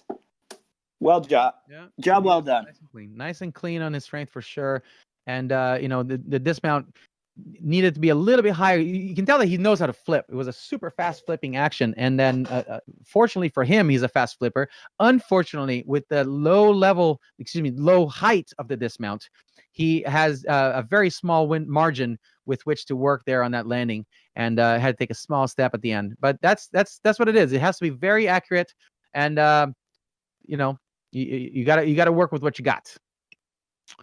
So we are moving on to ASU with Austin Jones, coming to us live from the Aspire Kids Sports Center in Chandler. It's not in Phoenix, right? Kevin, you guys are in Chandler? Is that what it is? Yeah. So Austin here starting his routine. Let's see what he's going to show us with. Oh, a nice backup prize to cross. You can see how he comes in a little bit high with his shoulders about at the top of the ring, and then drops down to the flat position. That's a small deduction, and that's the thing. You gotta go right to this position without any deviation of angle, and hold it at the same place. Nice job with the Yamawaki combination, doing a Johansson, which is the pike Yamawaki, and then a tuck Yamawaki. Those skills are all, of course, named after the athletes who first performed these skills in an international competition back in the day. Skills still performed. New skills are being developed every year, and we get new skills in the No Coda points. Great job here with the swing in action. 1.5 twists on a double back, Austin. That is a beautiful dismount for him. He had plenty of power, plenty of action, but he did kick out a little too early and took a small step backwards. But that is a D level dismount. It's very difficult dismount for multiple levels. Of course, the level, the skill itself being a D level is already a hard skill. But that particular skill, when you're landing with your back towards the ground, the blind landing is it makes it extra difficult to stick, of course, and that's what makes it a D skill. Anyways, great job there from Austin, and again showed wonderful control on his strength positions and also on his swing elements. So I'm glad to see we got some good powerful exercises going on. I'm looking at the deductions on these routines, and I'm noticing that these guys are working pretty clean routines. I'm happy to see this, and that's what you want. Perform your skills, make them clean. Back to the Owls, Mr. Garrett McDaniel. Say what I'm reading. And this is all going very, very well. And he is a recreational therapy major, hailing from Montgomery, Alabama. And the routine is underway. A little high on this cross, but we'll take it. It's early in the season yet. And a nice solid straddle planche. I think one of the great things of the recent popularity of CrossFit is that people just get to understand how hard rings is now. Some fully appreciate somebody kind of dabbling in them, and it really gives context for just how strong these guys are and how much training and strength it takes. Absolutely. A great rise on the tutorials on how to do some of the basic gymnastics level skills. And you see so many people struggling with them because they are that hard. And these guys are doing them back to back and adding body positions that are open instead of closed, or muscling through the movement instead of swinging. It takes a lot of power and a lot of control and a lot of training. So yeah, these guys are doing a great job. That was Garrett McDaniel from the Owls, from the Philadelphia men's gymnastics team. Soon to be once again Temple Gymnastics. We hope that Temple can I'm just looking forward to the day where we can all go back to training and competing and seeing each other. I just miss hugging my friends, man. I'm a hugger. I can't wait to do that again. I mean, I love seeing you guys and hearing your voices on my computer screen and all, but let's just end this and move on. For the time being, keep your masks on, keep your social distance, be kind to one another. Here we go. Dalton Hopkins from ASU, the last athlete on the rings. Kicking into high gear. The last guy, let's see, typically we have some strong moves right there. Ooh. Maltese, beautifully executed. Oh, man. Solid hold, 2 seconds plus. They are required to hold each position for 2 seconds. Not moving around and getting to it and then coming out for 2 seconds. You got to hold it for 2 seconds, and he did that on his Maltese. Showing some good swing in action, making sure that he does the bail at the right time so that there's no swing. There's the Yamawaki, 2 flips, holding onto the rings. First tuck, then piked. Dalton's doing a great job with controlling, keeping those rings very still as much as possible.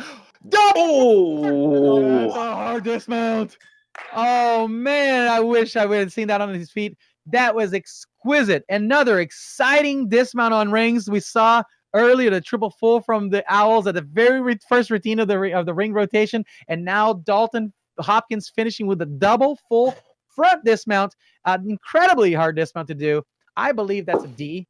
And unfortunately for him, he had too much power. I not only do you not see that often, you don't see a guy over rotate this dismount hardly ever. I see 99% of the time you'll see a guy falling on his butt, taking a step back or maybe a wobble, but to completely over rotate almost to his face like that, that's a lot of power. And there's a lot going on in that dismount. Front flipping, lots of twists. And again, it's a blind landing. You do not know where the ground is other than what you saw just a few moments ago. Oh, well, but that closes the rotation for the rings. And that was an exciting ending. Thank you so much for the Owls and the ASU teams. Now, as the cameras start to move on to the next event and getting ready for vault, and those guys are switching off, we're going to take just a couple of minutes here, what we're going to call the halftime show. Now, nothing too extravagant. I just want to make sure that everyone has a moment to take a breath, maybe go get some snacks, a little cup of coffee or drink, and come back again to us. But make sure you can be listening in, because what I'm going to do is I'm going to call on the coaches. If I can get the coaches to come and just talk to me for just a moment, let's see how they're doing. Let's see how things are going. If they are able to pull that off, that'll be fantastic. I know that they're busy. Of course, they are running their teams. In fact, multiple teams going on in competitions and workouts and everything going on in their own team, their own gyms. But if I can get one of their coaches to come and say hi to us, that would be phenomenal. Meanwhile, my intrepid commentators, how are we doing? How are we feeling about the first half of the meet that just ended with that beautiful routine from Dalton Hopkins and a powerful double full dismount over rotated? Oh, I see Coach Jesse. Never mind, guys. I'm going to talk to Jesse. I like him better. He's a cool guy. Yeah, indeed. So you can see that he's working out the details there, trying to get on the live channel here with us on our. How about now, Breeze? Dad, I hear you, brother. All right. All right, we're there. Hey, Jesse, first of all, thanks for being here. Thanks for bringing your team. Thanks for keeping it all together and making this happen with us, working through the technology with me earlier today and many days before that even. And tell me a little bit of how you're feeling, how you feel the outcome is so far, halfway through the meet. Your guys are doing great. Give me your thoughts. Yeah, this is such an interesting event. The spirit is off the charts. The guys are after each other. We've got the loudest group in the gym right now, of course, but yeah, spirits are off the charts. Also, we've got our homework to do for next week. I'm taking all the mental notes of what we need to do next week, because we want to catch up to these ASU folks. So anyway, a little bit of mix. There's a good standout from the freshmen. They're doing we have the first 4 guys on rings that are freshmen. And yeah, it's our first meet of the year. So there's a lot left for us to do, but it's great being here. That's awesome. I am stoked because I'm seeing some amazing things from you guys. I'm seeing some clean routines. I'm seeing some powerful skills. I'm also seeing, guys taking risks. And sometimes it pays off and sometimes it doesn't. But it is early in the season, and like you said, you got some homework to do. But I'm thrilled. I'm grateful that you guys are putting it out in the line, and it's the energy, like you said, that's the number one thing, right? They're doing this together. They're working through what they have to work through as a team. And congratulations. So hey, Jesse, thank you so much. We're gonna go ahead and get the meet going. Look at that. All right, thanks. That was already a competitor. My goodness, these judges, they wanna go home. They want it's Valentine's. They want to go back on a hot date. So that was Stephen Halfbone from the Owls already performing his vault. That looked like a layout suit to me. Jordan, of course, is going to have a different opinion, I'm sure. But we're just going to go with that. So that was amazing. It took us, apparently the judge is like, no, yeah, you guys are taking too long to figure out this whole microphone thing. We're going to go. The meet's got to move. Thank you, judges, for keeping things moving and keeping me on my toes. Someone has to. And I know Michelle is probably the one telling the guys, forget about him. Put him on mute. Get him out of there. Yeah, we're gonna keep going then. Now we're at ASU. You see the Aspire logo on their wall, loud and proud. And this is gonna be Anthony Mills from ASU. Excuse me.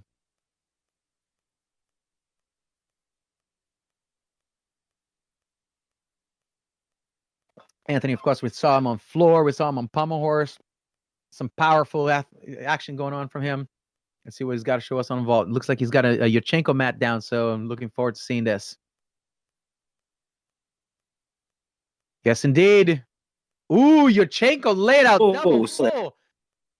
That was so beautiful. I mean, just the lines on this guy. He's got these long, beautiful lines that flip around with enough power and agility. It's refreshing to see, really, to see he did a Yurchenko entry vault, which means he did a round off prior to hitting the board, backwards back handspring onto the table, and then a strong whipping action to pull a laid out double full, and a well done vault.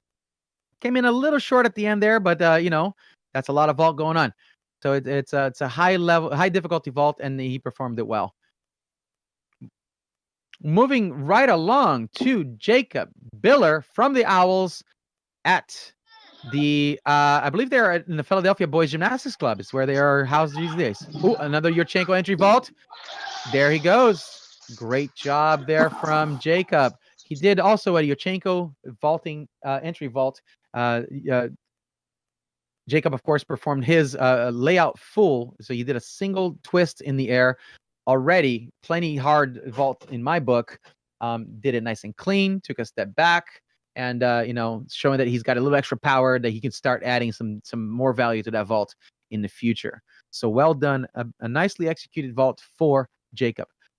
And we're gonna move right along here. Vault goes quick, you guys, and we don't have any time to talk about it. So we're just gonna keep telling you what we're seeing. These scores are coming in. ASU Dalton Hopkins on vault. Looks like Anthony had a 14-0 on his double full, and that's a high score there. And ASU traditionally a strong team on vault. These guys for the GymACT teams have consistently been the top guys on vault at national championships, and you're seeing their best right here. So that was a beautiful vault done right there by Dalton Hopkins. Hope you're enjoying what we're doing here today with you folks. This is Breeze Olson. I am, of course, representing GymACT, and we are a non-profit organization. And I was trying to put together the amount of time that it took for volunteer hours to put this meet together, and I stopped counting at about 400 hours. So at about 400 man hours to gather just to start the meet. Never mind what the judges and the coaches have to do during the meet and how many people are involved during this whole thing.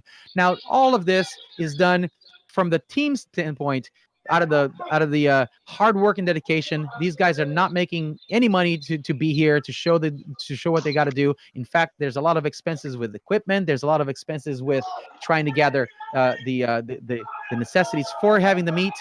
We're going to move right along here with the next vaulter from the Owls, and I'm just going to keep plugging in this idea that We are a nonprofit organization that works hard to bring these opportunities for these athletes to compete. We're bringing this production for you folks at home to enjoy the gymnastics that's happening across the country from the comfort of your own home. So you didn't have to go anywhere to buy a ticket. You don't have to go anywhere to get your hotel rooms. You can just enjoy this. If you feel so inclined, go ahead and hit that donation button. We got one right there on the on a Virtual Stars webpage. We have a couple of fundraisers and donation buttons on the GymACT.org page.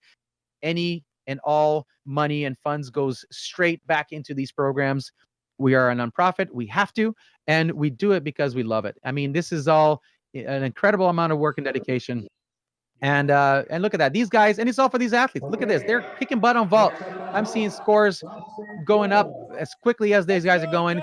And look at this. From ASU, Austin Jones.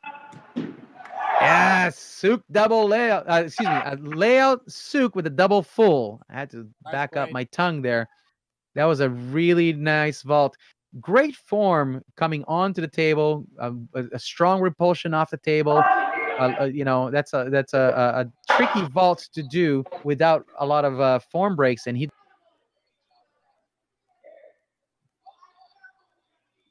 are coming out with you see the deductions are fairly low. These guys are putting out some clean vaults. They're making the judges' jobs very easy. When, you know, nice clean gymnastics is such a pleasure to watch. It's a pleasure to judge. These guys are showing what they have to do strong and confident skills and routines. Right now, Taden Thurber from the Owls in Philadelphia. Another layout Kazamatsu and Tsukahara, of course, athletes from the Japanese teams back in the 50s and 60s and 70s, in fact. And these guys are the ones who created these skills on the vault. They were the first ones to do it internationally, so the vaults take their names. And interesting tidbit is that I know for a fact that my former coach, Mako Sakamoto, as well as Richard's former coach, Fred Turoff, they were teammates in the national team at World Championships, Olympics, and those guys represented our country against some of these athletes that have their names on the code of points, and that's exciting. To you know, I've actually met a few of these athletes. Tsukahara, in fact, I met his son, and that's an exciting thing to happen in the history. So a nod to my former coach and to Fred Turoff, who are these giants upon whose shoulders I stand. So thank you guys from the bottom of my heart for the history that you've created and for the opportunities you've offered me. Another layout Tsukahara with a double full. Beautiful vault performed by Esteban. As Kevin had said earlier, Esteban, an incredibly powerful athlete, not the tallest guy in the world, so he's got to generate all that power from his run. Strong heel drive off the board and kick it into high gear there, and showing what fast muscle twitch can do with beautiful gymnastics. Well done, Esteban. And just like that, we go right back again to the Owl Roost. And we're going to go to Nico Di Battista, Nicolino. And Nico is going to be vaulting next for the Owls and try to keep the momentum going with the vaulters that we've been showing such great performances so far. You know, gymnastics is just here we go with Nico.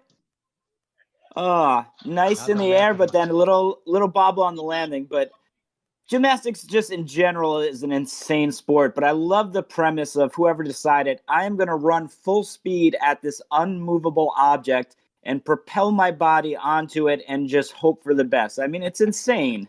When you think about it, you're standing at the end of the runway and you're just bolting towards this immovable object. Yeah, yikes. Coming at you as fast as you can run, and you know, and the faster you run at it, the more you can do. It really is. And historically speaking, of course, this table that we see today, initiated in the late 90s, early 2000s. Before that, and when I competed, just a few years before that, we used the vaulting horse. And yes, I am that old. Me too. It was a lot scarier then, man. Absolutely. If you didn't get a good enough traction, you just slide right across the top of the horse. Next up on deck. All right, Breeze. Well, hopefully you can hear me here from Aspire Kids Sports Center now. I'm with you, brother. And I Awesome. believe we're about to show Vinny Colosimo Correct. from ASU. Woo! Ooh. Very, very powerful vaulter, as you just saw. One of the things, Breeze, I don't believe we've talked about is the lines on the landing mat. There are deductions for going out of bounds, just like on floor, and Vinny kept it right down the center, and that's exactly what you want to see from vault. That's right. Vaulting, every little angle deviation of the body position and the angle of rotation, it's all being watched very sharply by these judges. Going back to the Owls, now we have Garrett McDaniel in the Rooster Away from Home. One more shout out to our tech crew helping us out with the sound and the cameras. Thank you to all of you who are out there. I have Tayden, I have Matthew, I have Nia, I have Victor, I have just Sydney. I got did I say Nate already? Nope, Nate's there too. You guys, thank you so much, doing a heck of a job there. All out of the goodness of your hearts and your hard work and dedication for the sport. And thank you so much for everything you do. We literally could not do this without you. I can't go to your gyms and prop these cameras up, and I appreciate you guys doing that for us. So once again, all of these volunteers, coaches, athletes, judges, the announcers, the meet scores that are being put together by Robert Davis and the Virtual Stars Gymnastics website, John Men's College Gymnastics YouTube channel, putting everything together for us and managing the meet with all of the ins and outs. There is a lot going on in the background, and I really appreciate everyone's hard work. So, ladies and gentlemen, once again, one last one ask. You got something to offer, then go ahead and share with us a little bit of money, because the money is what makes these events happen. Allows us to continue high quality, viewable events that we can pass on to you guys for years to come. That was the last vaulter right there, Keen 1 Watt, performing, of course, an amazing vault. And right away, the score comes up with a 14.5, a huge score for Key 1, the highest score on vault, perhaps. And we're not going to look too carefully because I want to keep the suspense until the end of the meet. But hey, we are moving right along here, ladies and gentlemen. We are chugging along. The meet is rolling beautifully, right on time as we intended. We're on our second to last event. The athletes, of course, they got to bump a little early. We have the official 2-minute warm-up that gets to be taken care by the athletes themselves and the coaches as we are moving the cameras, and the judges are setting their tables up for the next event, turning the pages into coda points, making sure that they're all ready and set and comfortable to judge these routines accurately and precisely. Thank you once again, judges Michelle Huffman, Mike Cook, and Mr. Peter Wiggin, for being here with us today and bringing what the best of what the judging community has to offer to our humble home. And here we go. We have on parallel bars from the Owls at the Philadelphia Boys Gymnastics Club, Mr. Stephen Halfbone, performing his parallel bar routine. Let's go, Stephen. Beautiful kip to L, nice and strong. Showing the control necessary in the held positions. A Tepelt swing. You see that little bit of brushing his legs on the bar right there. Of course, that'll be a deduction, but I believe he does complete the skill. And he's going to do a small variation of that with another swinging skill to support.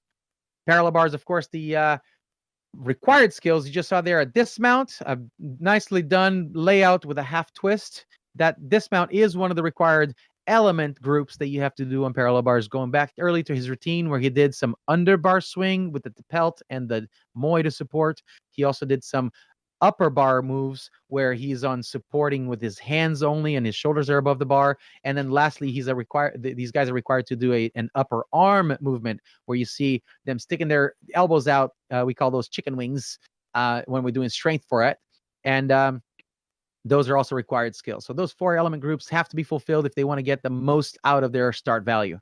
Moving right along to Alex Skalkos from the Owls. Excuse me, I read up.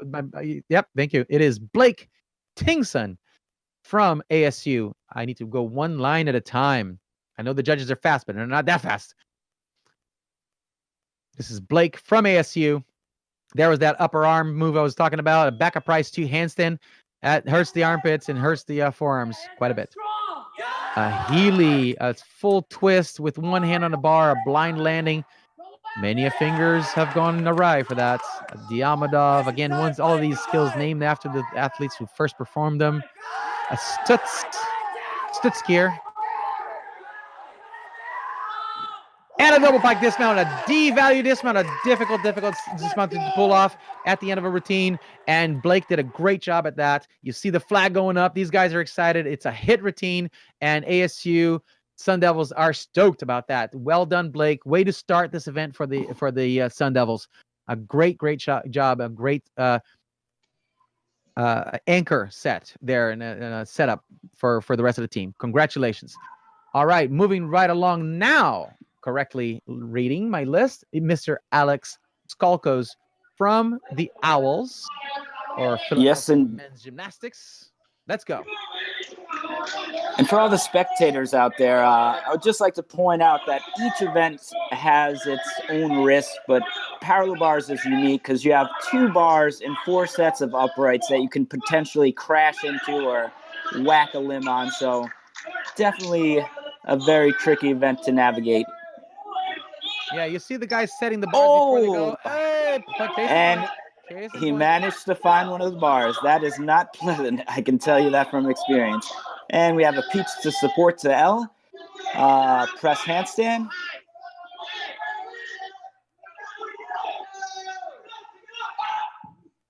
And he recovers well with the solid double back at the end. Good work. Good work. But he's going to feel that one tomorrow. Yeah. Well, in fact, the P-bars, the old pinball effect that happens on parallel bars so often. And every practice there's an incident, of scraping or smacking or missing the hand and getting the ribs and the armpits stuck on there. There are so many variations of creative ways of being stuck on the bars. I've seen so many of them, and it never ceases to amaze me that every week on Instagram or Facebook, you will see another Crash Wednesday or whatever it is. And these guys are finding out new and intriguing ways and creative ways of stalling and hanging themselves on those bars. Of course, I'm laughing because almost always they're doing it. All right, Breeze. I apologize. I had some technical difficulties, but we're back in. This is senior team captain Jake Schroeder. And, man, this is his event right here. As you're going to see, he's a very powerful athlete. And I have seen him save some things that after ping-ponging through the bars that I've never seen from any other athlete. Some beautiful peach handstand right there. Power on that peach. Awesome job. Swinging skills. Right in. And here comes some of his, the most fun part of his routine for me right here. Drops right back into that peach to support. Just slow and elegant, just showing his dominance over the event, showing the mastery of the skills. Jake is a very, very fun athlete to watch on parallel bars. Big dismount here from Jake Schroeder. Double front. Oh, held on to it.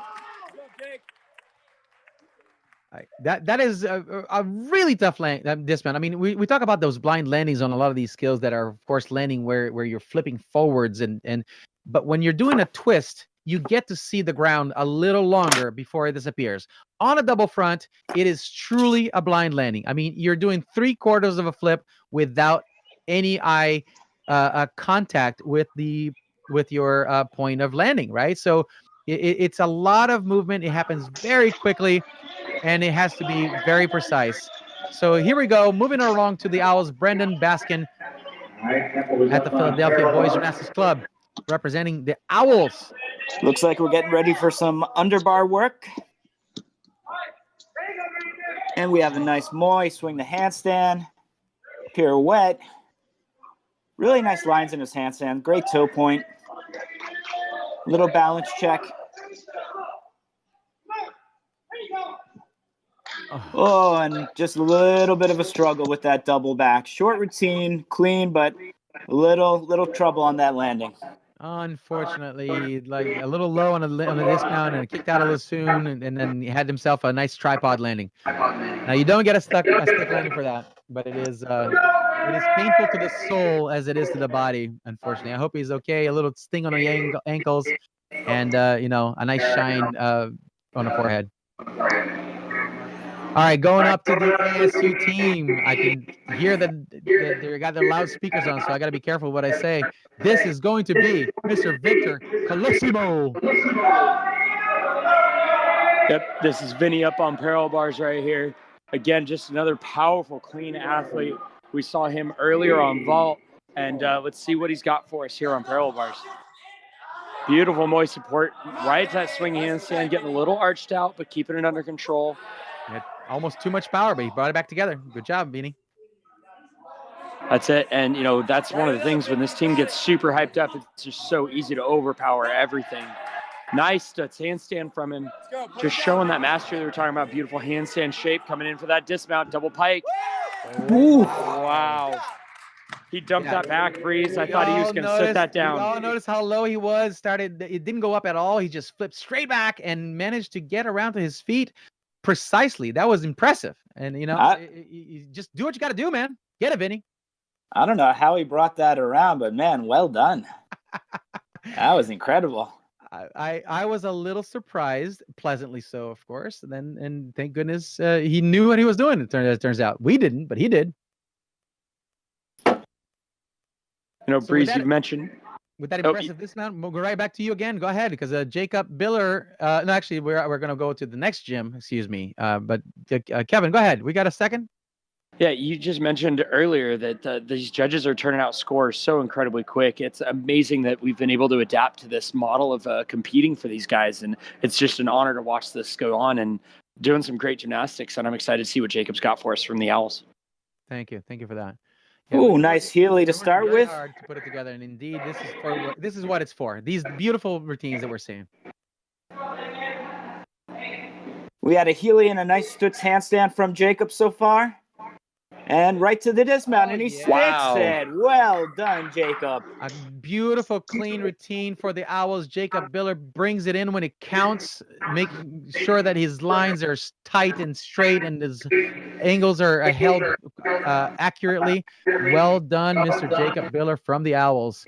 And yeah, you know, we talk about the technical difficulties and the glitches that we have on the sound and the video, but when it comes time to get it done, we're all old gymnasts and we fight tooth and nail to the very end, and we are able to stay here with you guys from start to finish and making sure that we present the best that we can at every level. Something glitches, we'll work around it, we'll cover for one another. You know, I'll take on the mic while yours isn't working, and we'll keep it going.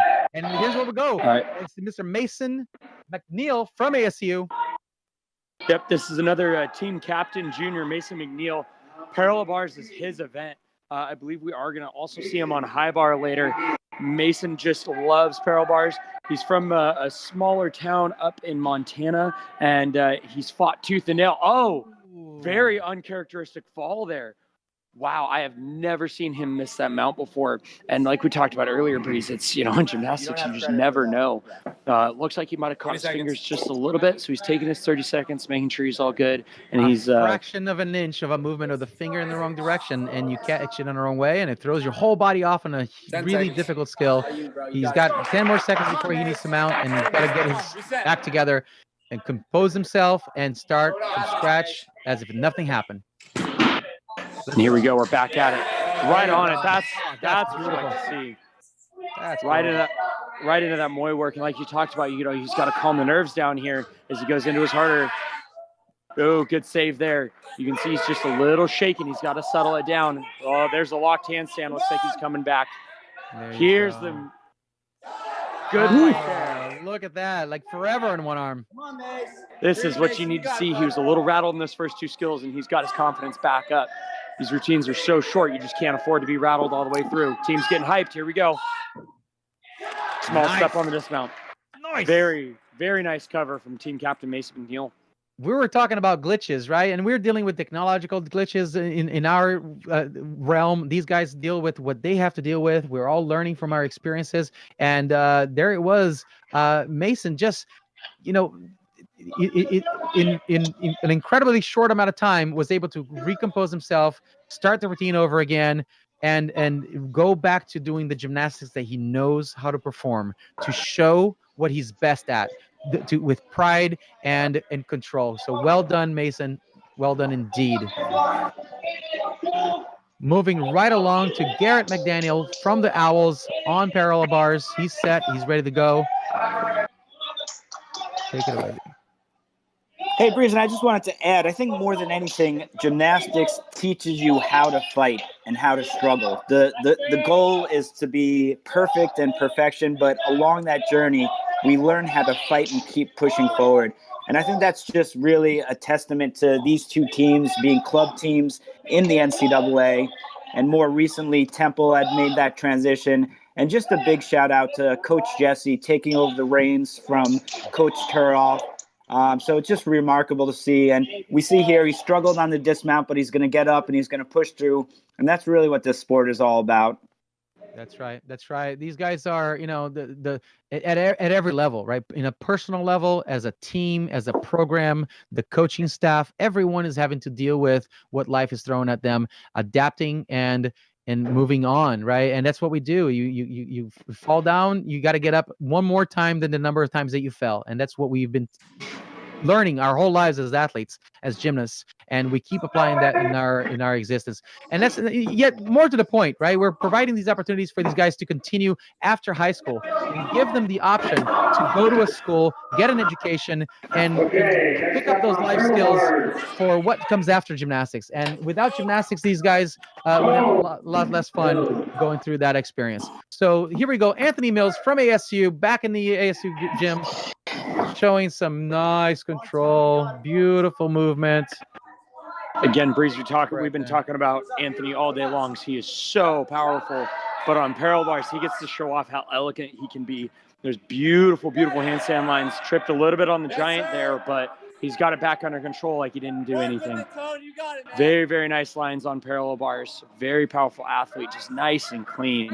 I very much enjoy watching him swing P-bars. The thing to remember is that these guys are working hard to make it look easy, right? And when there's a small little fumble of the fingers, you realize that how the level of precision is such that is just astonishing. And to make it flow like that, and there's so much body control, so many muscles involved, so much muscle memory and mental power to make it look that easy. And then when there's a small fumble, you're like, wow, that was a lot going on in that guy's mind and body.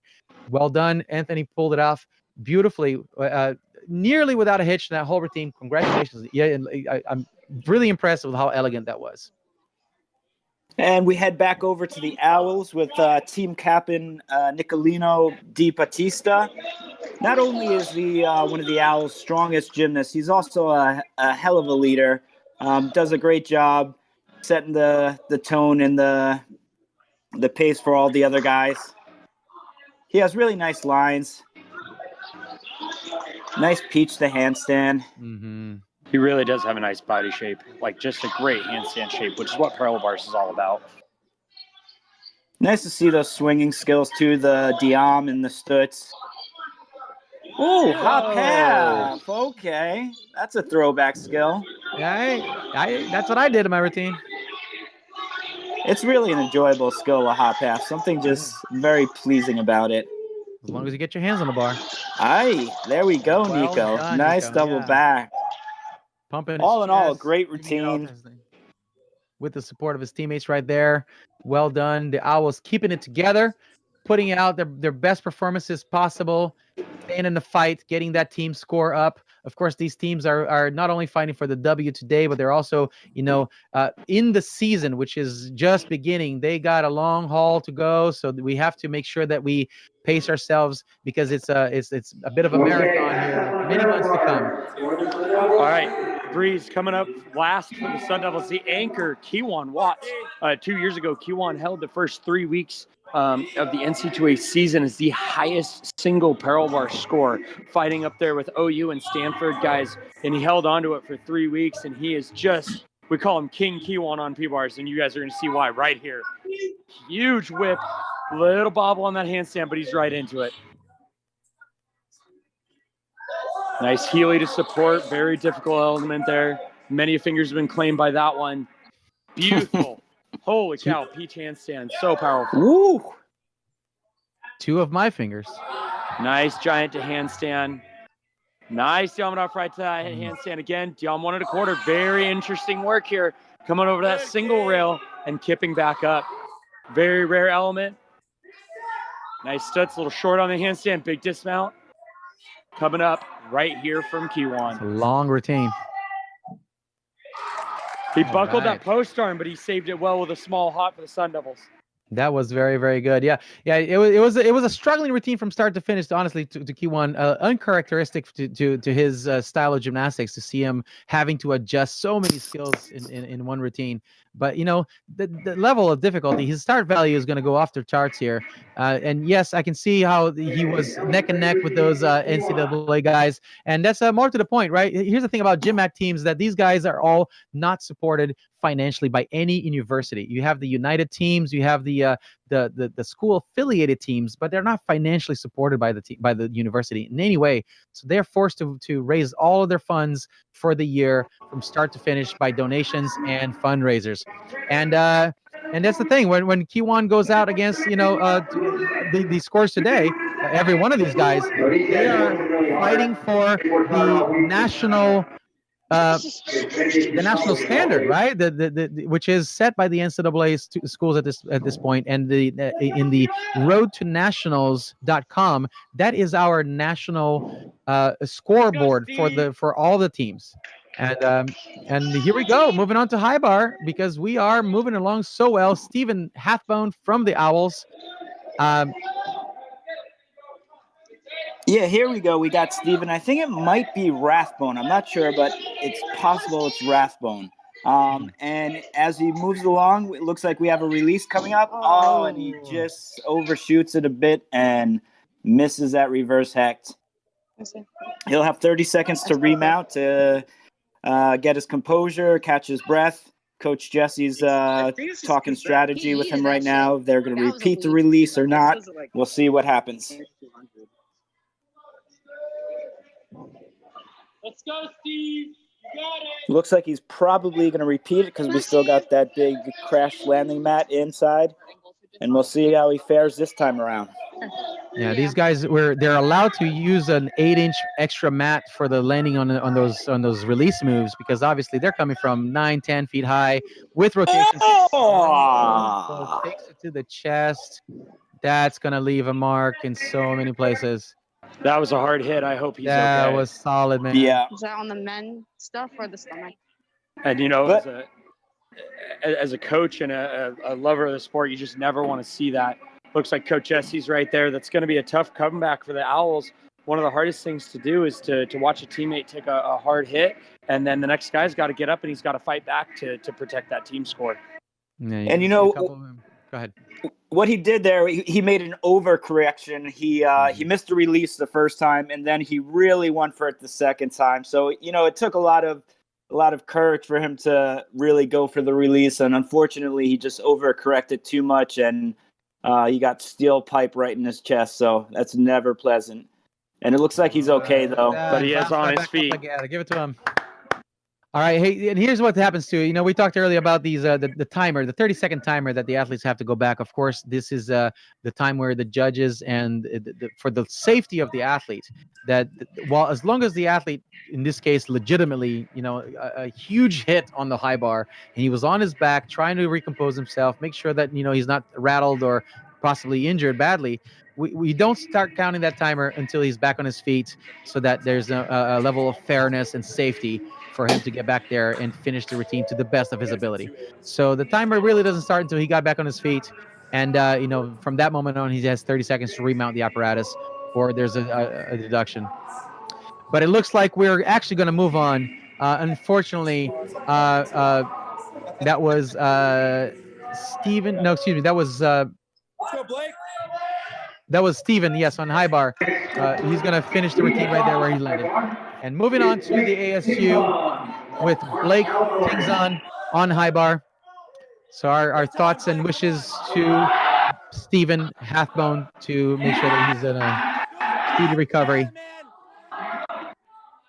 Yeah, Blake's up here swinging. High bar is one of the most fun events to watch in the Olympic Games. It is constantly one of the most watched events in the games. So we're going to let Blake show you why here. Beautiful jam to handstand. If you can't tell, he actually has to inlocate his shoulders all the way to a very unnatural dorsal position.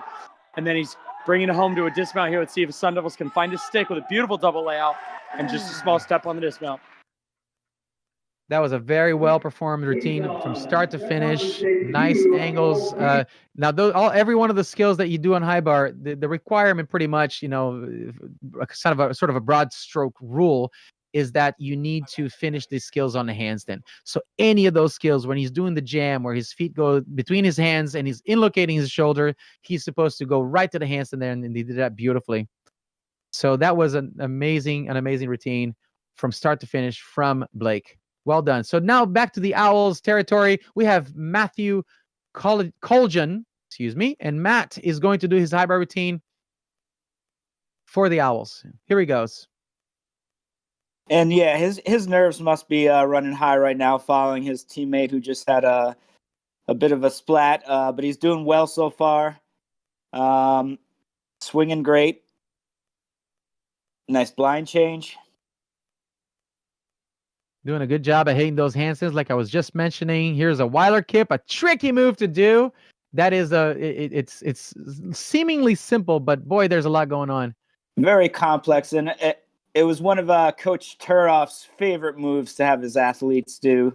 Nice. And we have a Chinese tap to bit of a half in, half out in laid out / tuck position.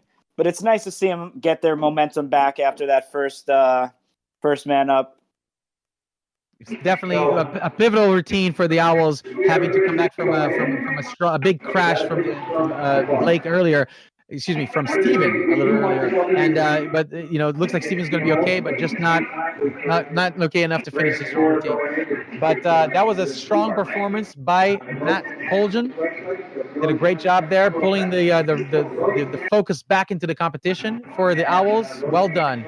And next, we're going to go over to Jackson Harrison for ASU in their own gym at Aspire. You hear the voice of Coach Scott Barkley in the background announcing to his own fans there in the gym. All right, we got Jackson mounted up here. Like we talked about on floor, he's actually a very uncharacteristically tall athlete, especially to swing high bar as well as he does.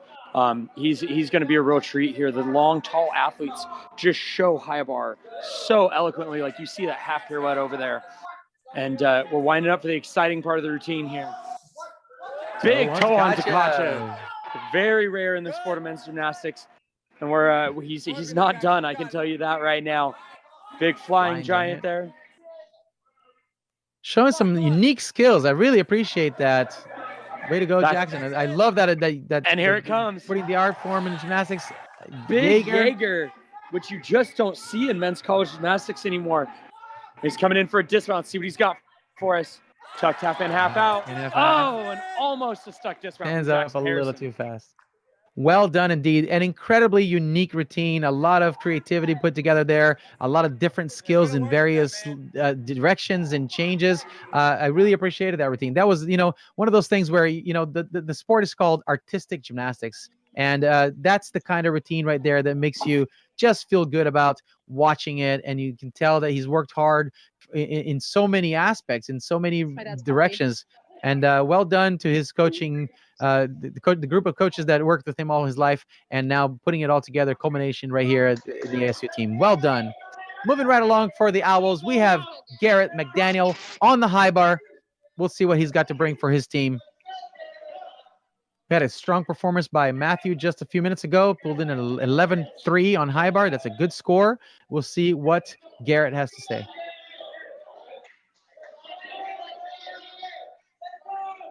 And here comes the release, another reverse hacked, and this one goes flawlessly.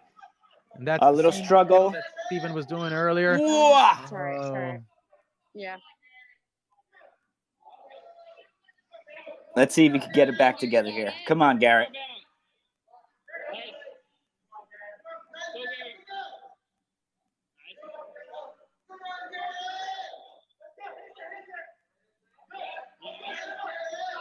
Nice free hip there. It looks like we got the dismount coming up. Oh, Oh my goodness. And unfortunately, another hiccup for the Owls, but it looks like he's okay. Yeah, definitely. That's never a pleasant experience for anyone watching, and certainly not for the one doing it. Now, for any one of us who's ever done gymnastics on the high bar and at the higher levels, I can attest that that does happen, unfortunately, more often than I'd like to admit. And I've been on the receiving end of that coming at me at 1,000 miles an hour. So I'm glad to see that he walked off right there. So Garrett seems like I think he's going to be okay. But, that's the thing. You're putting a lot of forces on those taps. The Chinese tap, when he's bending his body in half, opening through the bottom, the G forces are tremendous. I mean, you're putting on 2, 3, 5 times your body weight on your hands, and a little bit of a dry spot on the high bar, or, humidity is off by a little bit, and it can be a dangerous thing. You will see the guys going right back up there now and chalking up the bar and making sure that it's all nicely set for the next guy. So now let's go back to the ASU gym. And this is going to be Jack Silverstar on the high bar for ASU. Yep, this is freshman Jack Silverstar from Atlanta, Georgia. Let's see what he's got for the Devils here. One of the biggest things is after all these releases and swinging hard, another thing caused that purely we just saw from the Owls is just that, sometimes these guys' forearms just get too tired to hold on. I applaud, I definitely applaud Garrett for just putting it together and going hard. So good to see from the Owls there, fighting back and fighting all the way through the end of this meet. Let's see what Jack's got for the Devils as he finishes up his routine here. It was very, very close to a stuck dismount for the Devils, and he took just a small step. So he's definitely got a good basis for a great routine for the Devils there. Mm-hmm.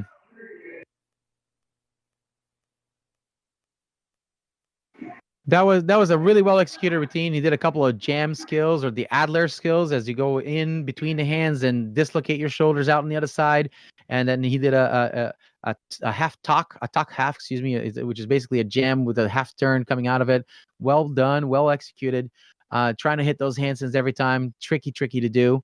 So we are moving right along here on high bar, staying on schedule, and we are the next athlete from. It looks like we might have skipped on on my list here, so I'm gonna need to listen to the local announcements there.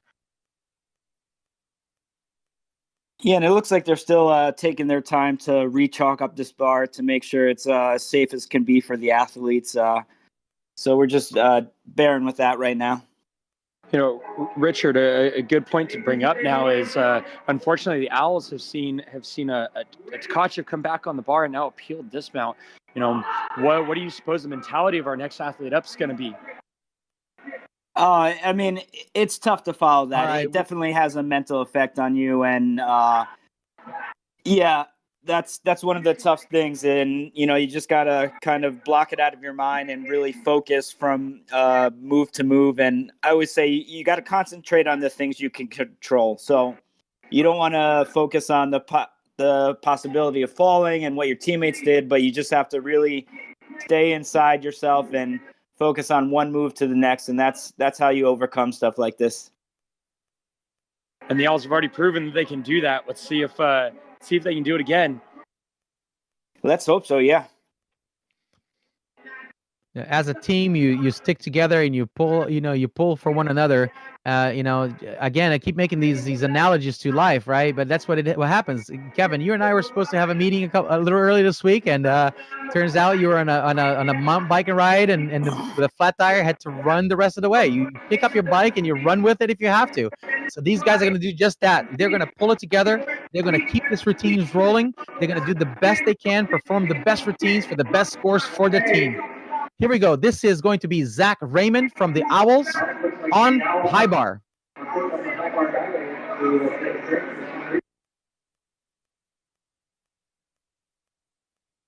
Back at price half turn. Well executed, picking up the swing here. Looks like we got a reverse hecht coming up, and just misses it. His finger was on there, but it just was a little too far back. Yeah, just a little too far. That one was just chalk that up to the tap was a little too late, and then threw it over the bar a little too far, and didn't quite get the dowel of his grips on top there. Yeah, exactly. And I mean, but when you think about it, it's just insane the fact that these gymnasts are throwing their bodies up in the air, flipping, and then somehow managing to get back on there. I mean, it's really incredible to see, even at any level of the sport. It always baffles me. It's remarkable. Mm-hmm. And just like anything else, right? These guys didn't start falling on the big skills. They learned how to fall on the small stuff, and then picking them up, and then right there, put it back together in the routine where it belongs. Well done, Zach.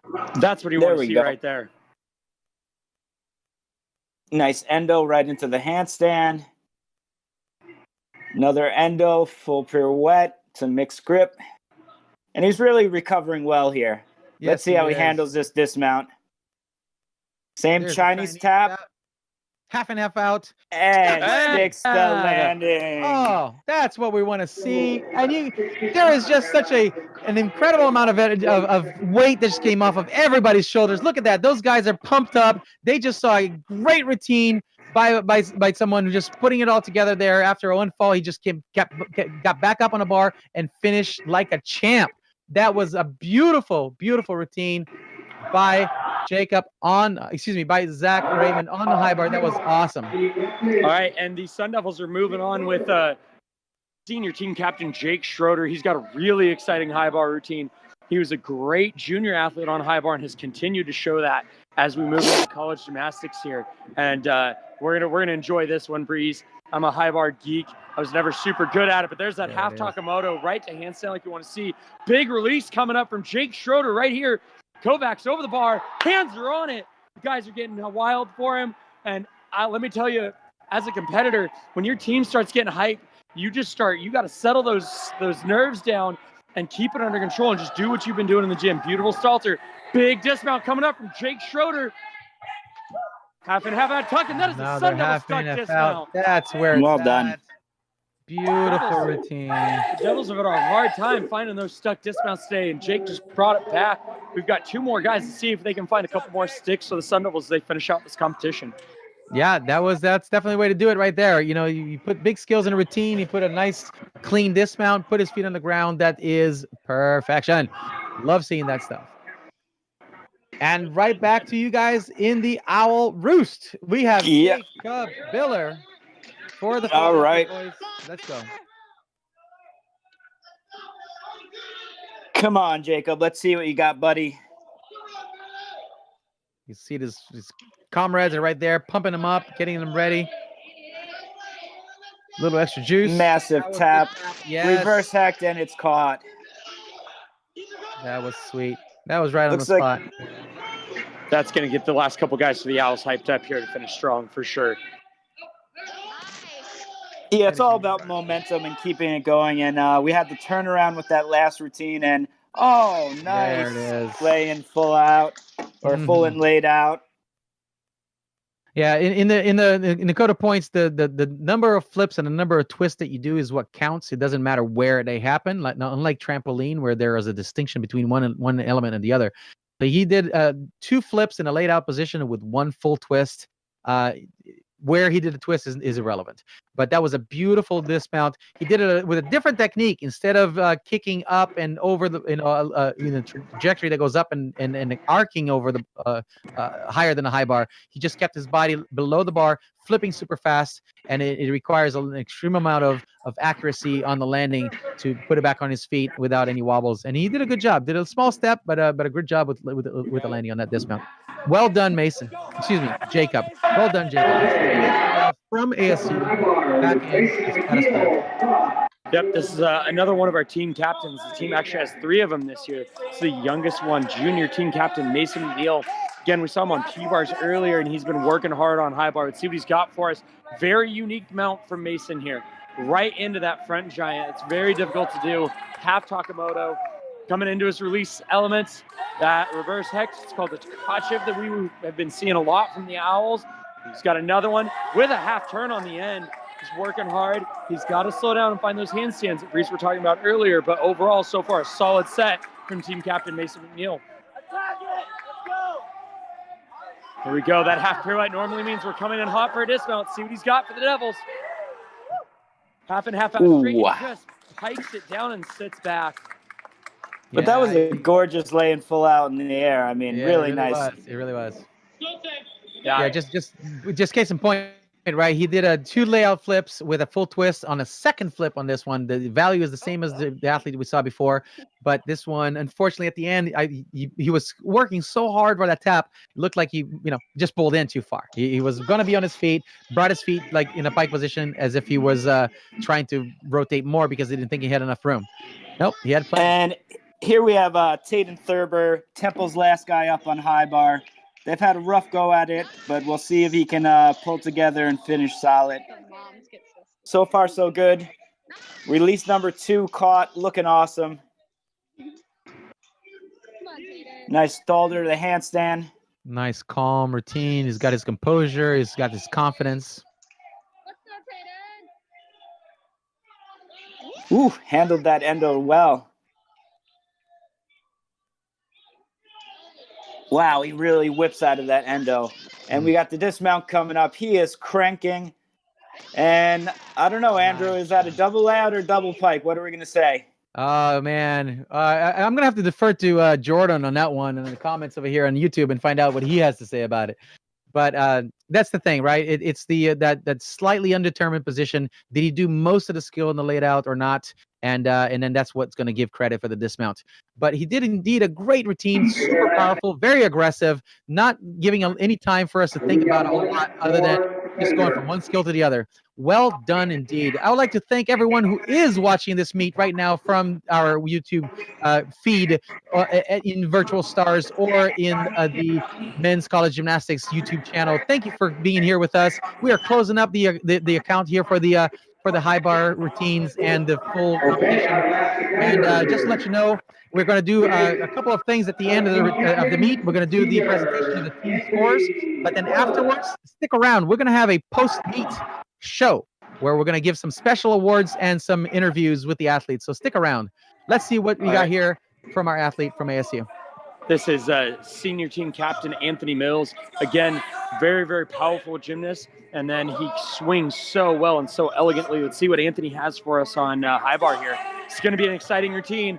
The Devils have had a little bit of struggle on high bar here. So let's see if team captain Anthony Mills can just feed off the energy in the building here and really put it together. His endo's going right to handstand. This is what we need to see. He's coming into the release segment of his high bar routine. This is the exciting part right here. Nice tap, straight to cut the bar. We're going to see if the judges keep that or if they give him pike. He was a little piked on that, but not bad at all. Another nice straddle to Tkachev. He's looking really clean, and really when you confident. have the tap, you might as well keep going. Big dismount, half and half out straight with a step on the dismount. Very clean routine for Mr. Anthony Mills and dancing for the dismount. Done indeed. Ladies and gentlemen, that is the last routine of the competition, closing in just at 2 hours. We have done it. We have had every athlete do the routine. We had an exciting day. Thank you all so much for being here. Once again, stick around. We are going to do the team results in just a moment. As soon as the scores are in, we're going to have a chat with some of the judges. We're going to have the special awards given to the individuals, and we're going to have some conversations with some of the athletes and coaches. Congratulations to all competitors, coaches, judges, helpers, managers, everyone. A stellar job. Thank you so much for everything from the bottom of my heart. My name is Breeze Olson, representing GymACT and all of the teams, all 11 of us, our teams who are in the GymACT programs this year, just fighting for our sport. keeping it alive, saving it in every way that we know how. And once again, if you have your own abilities, go ahead and donate to GymACT. We will pass on the money to your designated intention, whether it's to one of the programs or to GymACT itself, or even to help more with the productions. We really appreciate your time, energy, and financial assistance. So with further ado, I would like to close up here just by saying, thank you to Kevin, thank you to Richard, Michelle, Peter, Mike, the judges who were there, John Lucas with the production on taking over my managing position so that I can talk to you folks at home. You folks at home, thanks for being here. Robert Davis keeping the scores going. You are amazing, incredible. Thank you so much, and a hard day for you and your family today. So thanks for being here with us and making this work flawlessly, my friend. You are amazing. I am awe-inspired. All right, ladies and gentlemen, we have a couple of things to talk about real quick here. Number one, I am going to have the athletes gather over by the floor exercises so we can announce the team scores. So that'll be the first thing here as we start to close up things. Another reminder to the judges and to everyone in the management system, go ahead and join us in the live on-air channel. Go ahead and keep yourself muted for the time being. That would be fantastic. I know that Jesse's trying to get his microphone, cell phone over there to work. And I see that Scott's getting his teams already on the floor exercise, following the proper protocols for safety there with the guys. Thank you so much. That's amazing. Mike. And Jackson from ASU did both a Piatti. All right. Hey, so judges, if you are going to discuss the ROV, make sure that you're doing that in your own private channel before you come into the online to the live. Thank you. So yeah, that a little sneak preview right there. What the judges are talking about right now is that they are going to give out a special award for the single most impressive performance in their eyes. Completely subjective on this one. So going away from the objectivity of scoring gymnastics by numbers and mathematics and positions and angles. They are judging purely on their preference on the aesthetics and whether and it's the ROV award, and that stands for risk, originality, and virtuosity. And we talk a little bit more about that in a moment. But for the time being, we're just gathering the teams, and we got the coaches getting ready for the announcement of the team scores. So I'm going to go ahead and pull up my scores here in virtualstarsgymnastics.com. If you haven't been there, if you're watching this maybe on a rerun, this is the site where you go to, you click on the button that says GymACT Live, and you go to this competition, which is the Owls versus ASU on February 14th. Happy Valentine's Day, everybody. And I can't think of a better way of spending my Valentine's than here with my beloved wife, my Valentine for almost 30 years now. Let's just go with that number. And of course, one more shout out to my former coach, Mako Sakamoto, currently my father-in-law. And I love you for that too. So put all of that together, folks. Looks like the gyms are still working out there.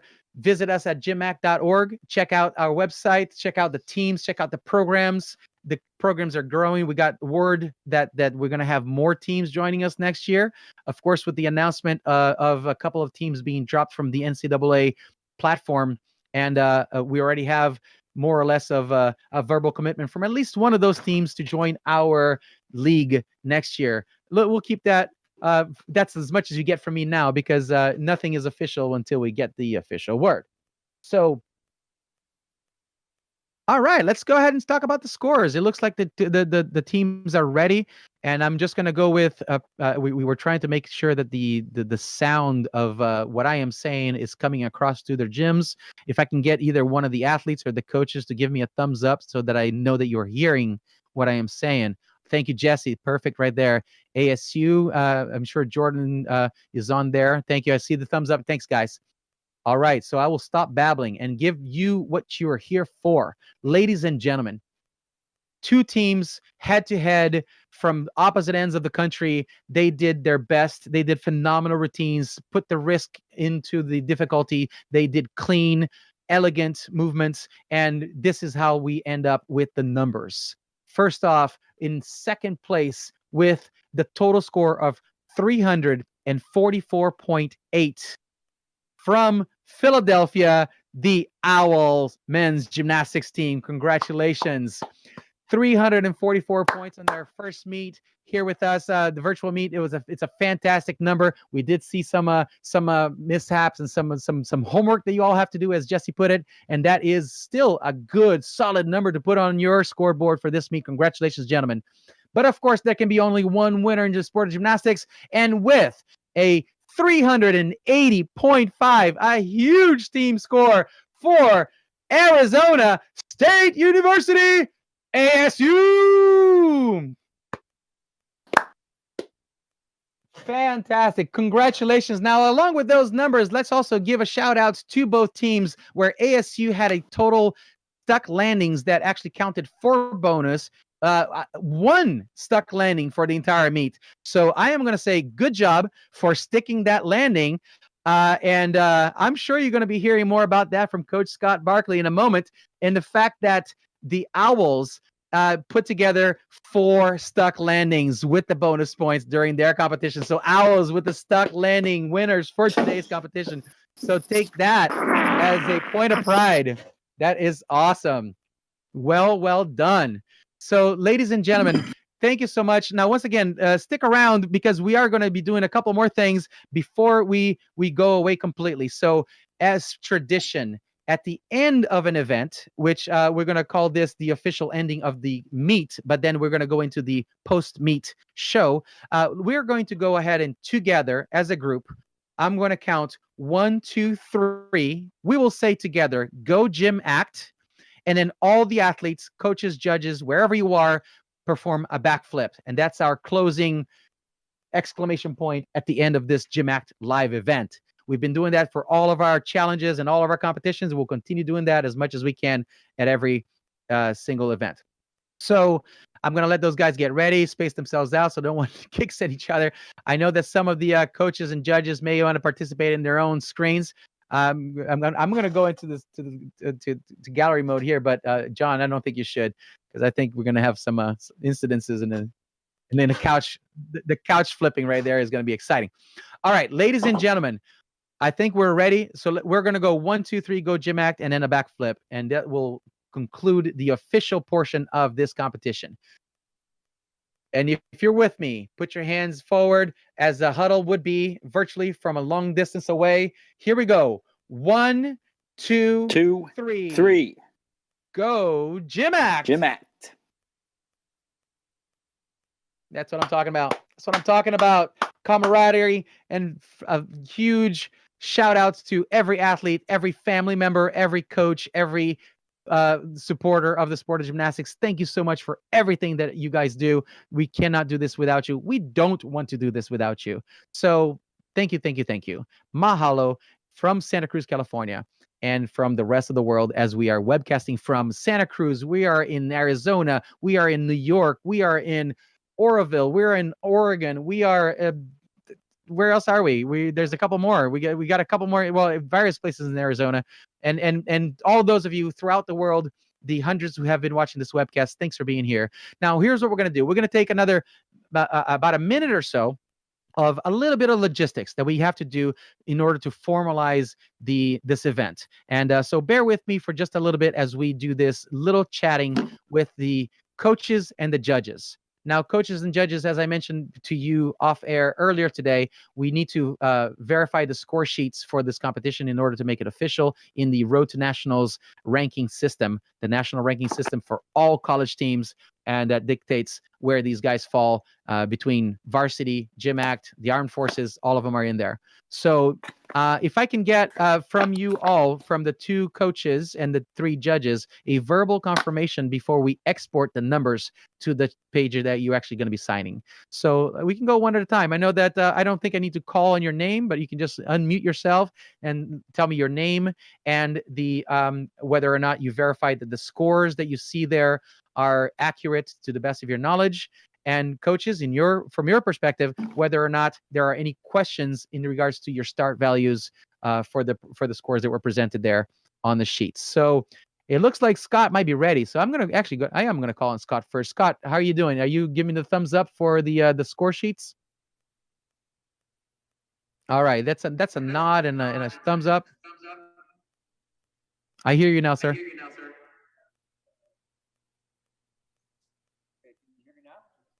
Well, I'm hearing you through the camera. Or wherever you want me to talk. No, yeah, your voice is coming to me very clear right now. So go ahead. Hey, just want to say thank you to Temple and congratulations on a good first meet of the year out of you guys.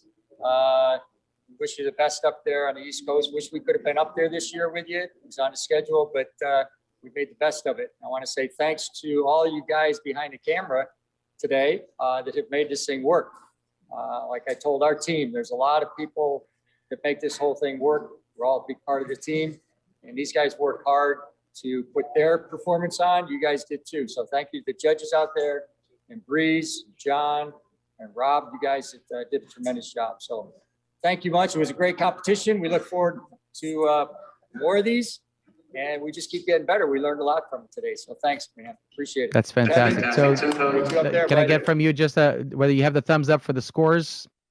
Thumbs up.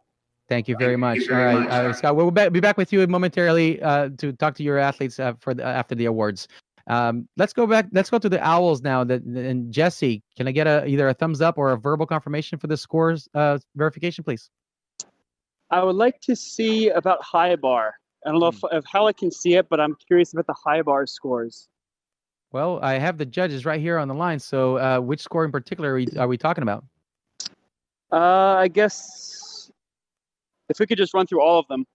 Yeah, I can do that. I will verbally say the scores to you. I have Stephen Hathbone. He had a start value of a 10.7, and then his final score ended up being a 0.2 because he had a lot of skills missing. So the adjustments there with that going on. Matthew Coljan. Thank you. He had a start value of 13.2 and a final score of 11.3. Garrett McDaniel, he had a start value of 12.4 and apparently a perfect routine because his final score was a 12.4. There we go. Okay, that's the hiccup. So I don't know, judges. Do you have is that because we put in the score later and it adjusted the deductions as well?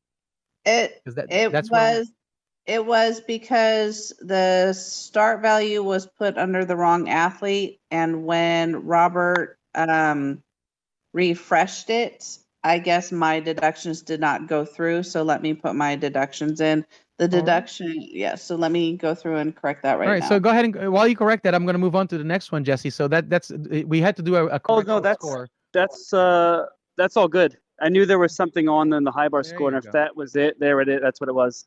That is someone pointed out there was something wrong with the high bar, and that's definitely the one. But I'll just say it out real quick then. Zach Raymond had himself a 13.4 start value and an 11.3 as a final score. Jacob Biller had a 13.3 start value and a 12.6 final score. And Taden Thurber had a 13.9 start value with a 12.0 final score. And it looks like the deductions went in now appropriately for Garrett McDaniel. His start value once again was 12.4 with 2.9 in deductions. So his final score was a 9.5. So now we have, in fact, I don't think that's going to make, well, actually, that is going to change your final team score.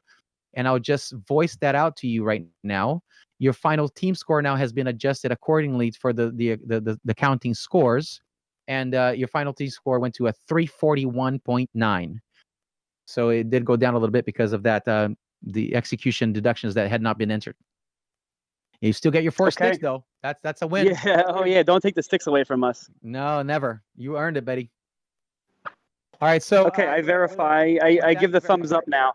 Thank you very much. And then judges, let's go ahead to you now. Let's start with Mike Cook. Since I see you first on my screen, I will after all call you out one at a time, please. Thank you very much. Michelle Huffman. Yes. As Fantastic. far as I now that we corrected that last one, we are good. There you go. And then Peter Wiggin, are you still with us, sir? He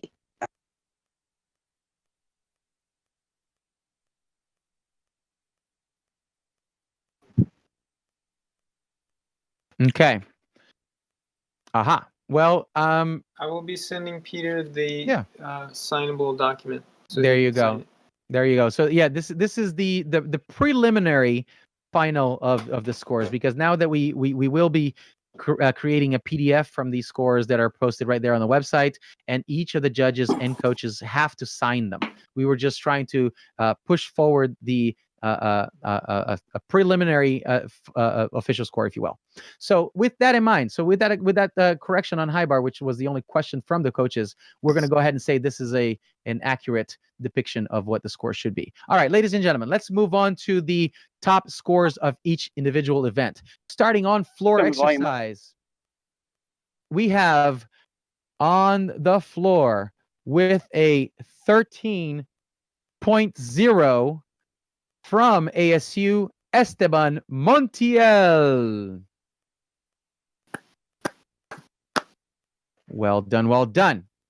Moving on to Pommel Horse, the top score there with a beautiful performance with a 13.2 from ASU, Mr. Dylan Hopmeyer. That is a good score on Pommel Horse, man. Moving on to the Strongman Challenge, as we say, on still rings with a 12.5 in a stuck landing from ASU, Mr. Anthony Mills. Give it up for that one stuck landing for the ASU team. Well done, Anthony. Someone had to. All right, moving on to the vault. If you're fast and powerful, you do what you got to do. And with a 14.5, a huge vault, the last vaulter of the evening, and he did the first place award, Mr. Kiwan Watts from ASU. On the parallel bars, tough competition today for some of the guys, and in first place with a 13.1 from ASU, second for tonight, the Kiwan Watts. And on the high bar, once again, saving the best for last with a 13.1, first place in this competition from ASU, Mr. Anthony Tone Mills. And the last score that we had tallied up for the evening, we have the all-arounders. And for this competition, we had 2 athletes perform 6 events, and big scores for both of these guys. So congratulations. In second place with a 66.8 from the Owls, Garrett McDaniel. And in first place with a 76.1 from ASU, Anthony Tone Mills. Big scores for these fellas. Congratulations. And we have here, now we're going to move on to the special awards that we want to hand out to these guys. So verbally representing one of the judges, we're going to pull in, actually, I wasn't privy to it. Is it going to be Mike? I think so. So I'll introduce the award, which is the ROV award. This is for the athlete that most impressed subjectively our judges today. And ROV stands for risk, originality, and virtuosity. So any one of those elements that spoke out loudly and impressed the judges. I know I have my favorite pick for tonight, but I'm not the one in the hot seat. I'm going to bring out one of the guys who does a lot of the work behind the scenes, Mr. Mike Cook. Please join us. So one of the things that I like about college gymnastics is it's your chance to shine and do the skills that you can do well. And we saw some good examples of that. Esteban did some great flare work on the floor from ASU. Dalton had a great ring dismount, a really unusual dismount, the front with the double twist, but didn't land that so well. Alex from the Owls did a back with a double twist and did it nicely, which was really cool to see. But the thing that impressed the judges the most today was Jackson from ASU with the Piatti on high bar, the big time release move, unusual, risky, and he nailed it. So congratulations, Jackson, today, and thanks for doing that. Thank you, Mike Cook from Oregon, joining us today. Appreciate that. Congratulations, Jackson, for, yes, the huge release move. In fact, several release moves in that routine. That was indeed impressive. Congratulations. So the last award that we want to present today is one that I hold near and dear to my own heart. And this is what we are calling the Most Valuable Teammate Award. And this is where the team gets to decide who they feel was the most pivotal performance, the attitude, and whatever other values they want to instill onto that particular award, and then represented those values by one single athlete. I know that we're going to have the captains of the teams are going to come out and present these awards to their own teammates. So thank you, boys, for being ready and coming out. We're going to go in first, the home team, the Owls. If I can get the looks like they might be still discussing what that's going to be. And we're going to give them just about 30 seconds or at the most for the decision. Keeping you up there, Rich? No, I'm not used to sitting still this long. Circus performers don't sit well. It's tough. It's tough.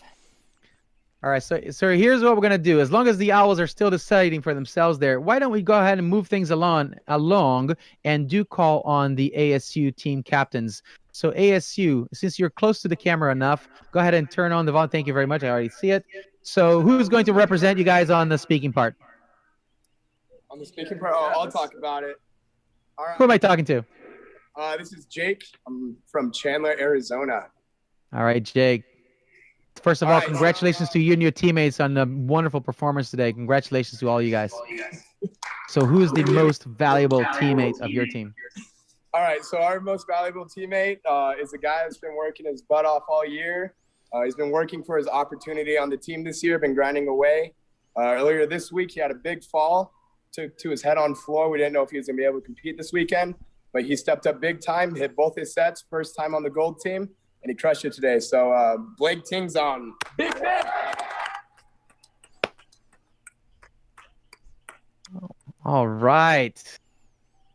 Congratulations. Getting some love from his teammates. That's what it's all about right there. You know, this emotion that you have from one another, the respect, the camaraderie. Thank you, guys. All right, Blake, congratulations, man. How does it feel to be voted the most valuable teammate by your teammates? It feels absolutely amazing. I work with these guys every day, and I consider them family. And for them to pick me is an absolute honor. And I'm over the world right now. Thank you so much. Thank you. Congratulations to you and your teammates. Well done. Well done indeed. All right. I'm gonna pass it on real quick to the Owl team captains there before I start crying, because that's just awesome. All right, guys. From the Owl teams, let's go. Either you're gonna get Jesse's phone to talk into it, or just unmute the camera. There you go. That works. Okay. Oh yeah, we'll hear you better if you talk into the phone. And go ahead and mute the. Thank you. Mute the camera. Talk to the phone. Perfect. We would like to nominate Jacob Biller for MVP. We thought that he had performed very well today. He had 4 events, and he had hit all 4 of his events very solid. We'd also like to say that, you know, he was encouraging the team all day. He was cheering for everybody, no matter what was going on. He was a really great teammate today. However, I'd like to give an honorable mention to Garrett McDaniel. He did all 6 today, and we're really proud of him for what he did. You know, he had a pretty scary fall there at the end, but, you know, we're all very proud of him. Indeed. Congratulations, Garrett. And there he comes, the man of the hour. Can you pass the phone to him? Let's see what's going on. How are you feeling, brother? How are you feeling about receiving that recognition by your teammates? And how does it feel for you? How do you feel about your performance? How do you feel about this honor of being recognized by your teammates? It feels super good. Again, I owe everything to these guys. Just as the captains, they continue to motivate all of us. And I know for me, just like outside of the actual events, they always are positive and help out with just everything. So yeah, thank you to these guys. Awesome. You know what? From an outside perspective, every one of you guys fought for every single moment of this meet, and you all deserve this recognition. Congratulations for pushing through from start to finish. You did awesome and amazing performance. And I can't wait to see what else you guys have to pull from now until the end of the season. So good luck with the rest of it. And thank you for being the gracious hosts for this competition, for bringing us all into your homes through these little screens and everything. So well done to all the guys from the Owls team. Jesse, I just wanted one last word, give it to you because you are our host. And I was just saying how gracious you guys were to us as the hosts. You brought it all together. You got us all on our feet and moving. And really a great performance by your team there. The gymnastics is one thing, but when you see how hard these guys are working, how tough they are together, how they work with one another and pull for one another, that is the part of gymnastics that I most appreciate. And for that, you guys are incredible champions today. So congratulations to you. Tell me your last words for tonight and how you feel and where you're going from here. Sure. Well, I hope things were less stressful for you guys in the studio than it was for us on High Bar, but I'm glad it went up. It looked like without a hiccup. So we all the feeds worked, and we got the first one under our belt. So we now know what a virtual meet consists of, how to set it up. And I most definitely need to say a big thank you to you, Breeze, and John Lucas, and everybody, and Rob behind the scenes, all the judges. Thank you for helping put this thing on. I know you guys have probably gotten very little sleep the past week, and thanks to ASU, congratulations on the win. Solid gymnastics, and thanks for pumping our guys up because we got some work to do. I need to give a big thank you to Fred Turoff and Philadelphia Boys Gymnastics, because without him, we would not be able to train here. We would not be able to do what we're trying to do, and it's really important that he's still sticking around and helping us out, and yeah, that's absolutely huge. So it's still an incredible part of the program, isn't he? For sure. He just brought in some pizzas for the guys, so we're gonna eat some pizza.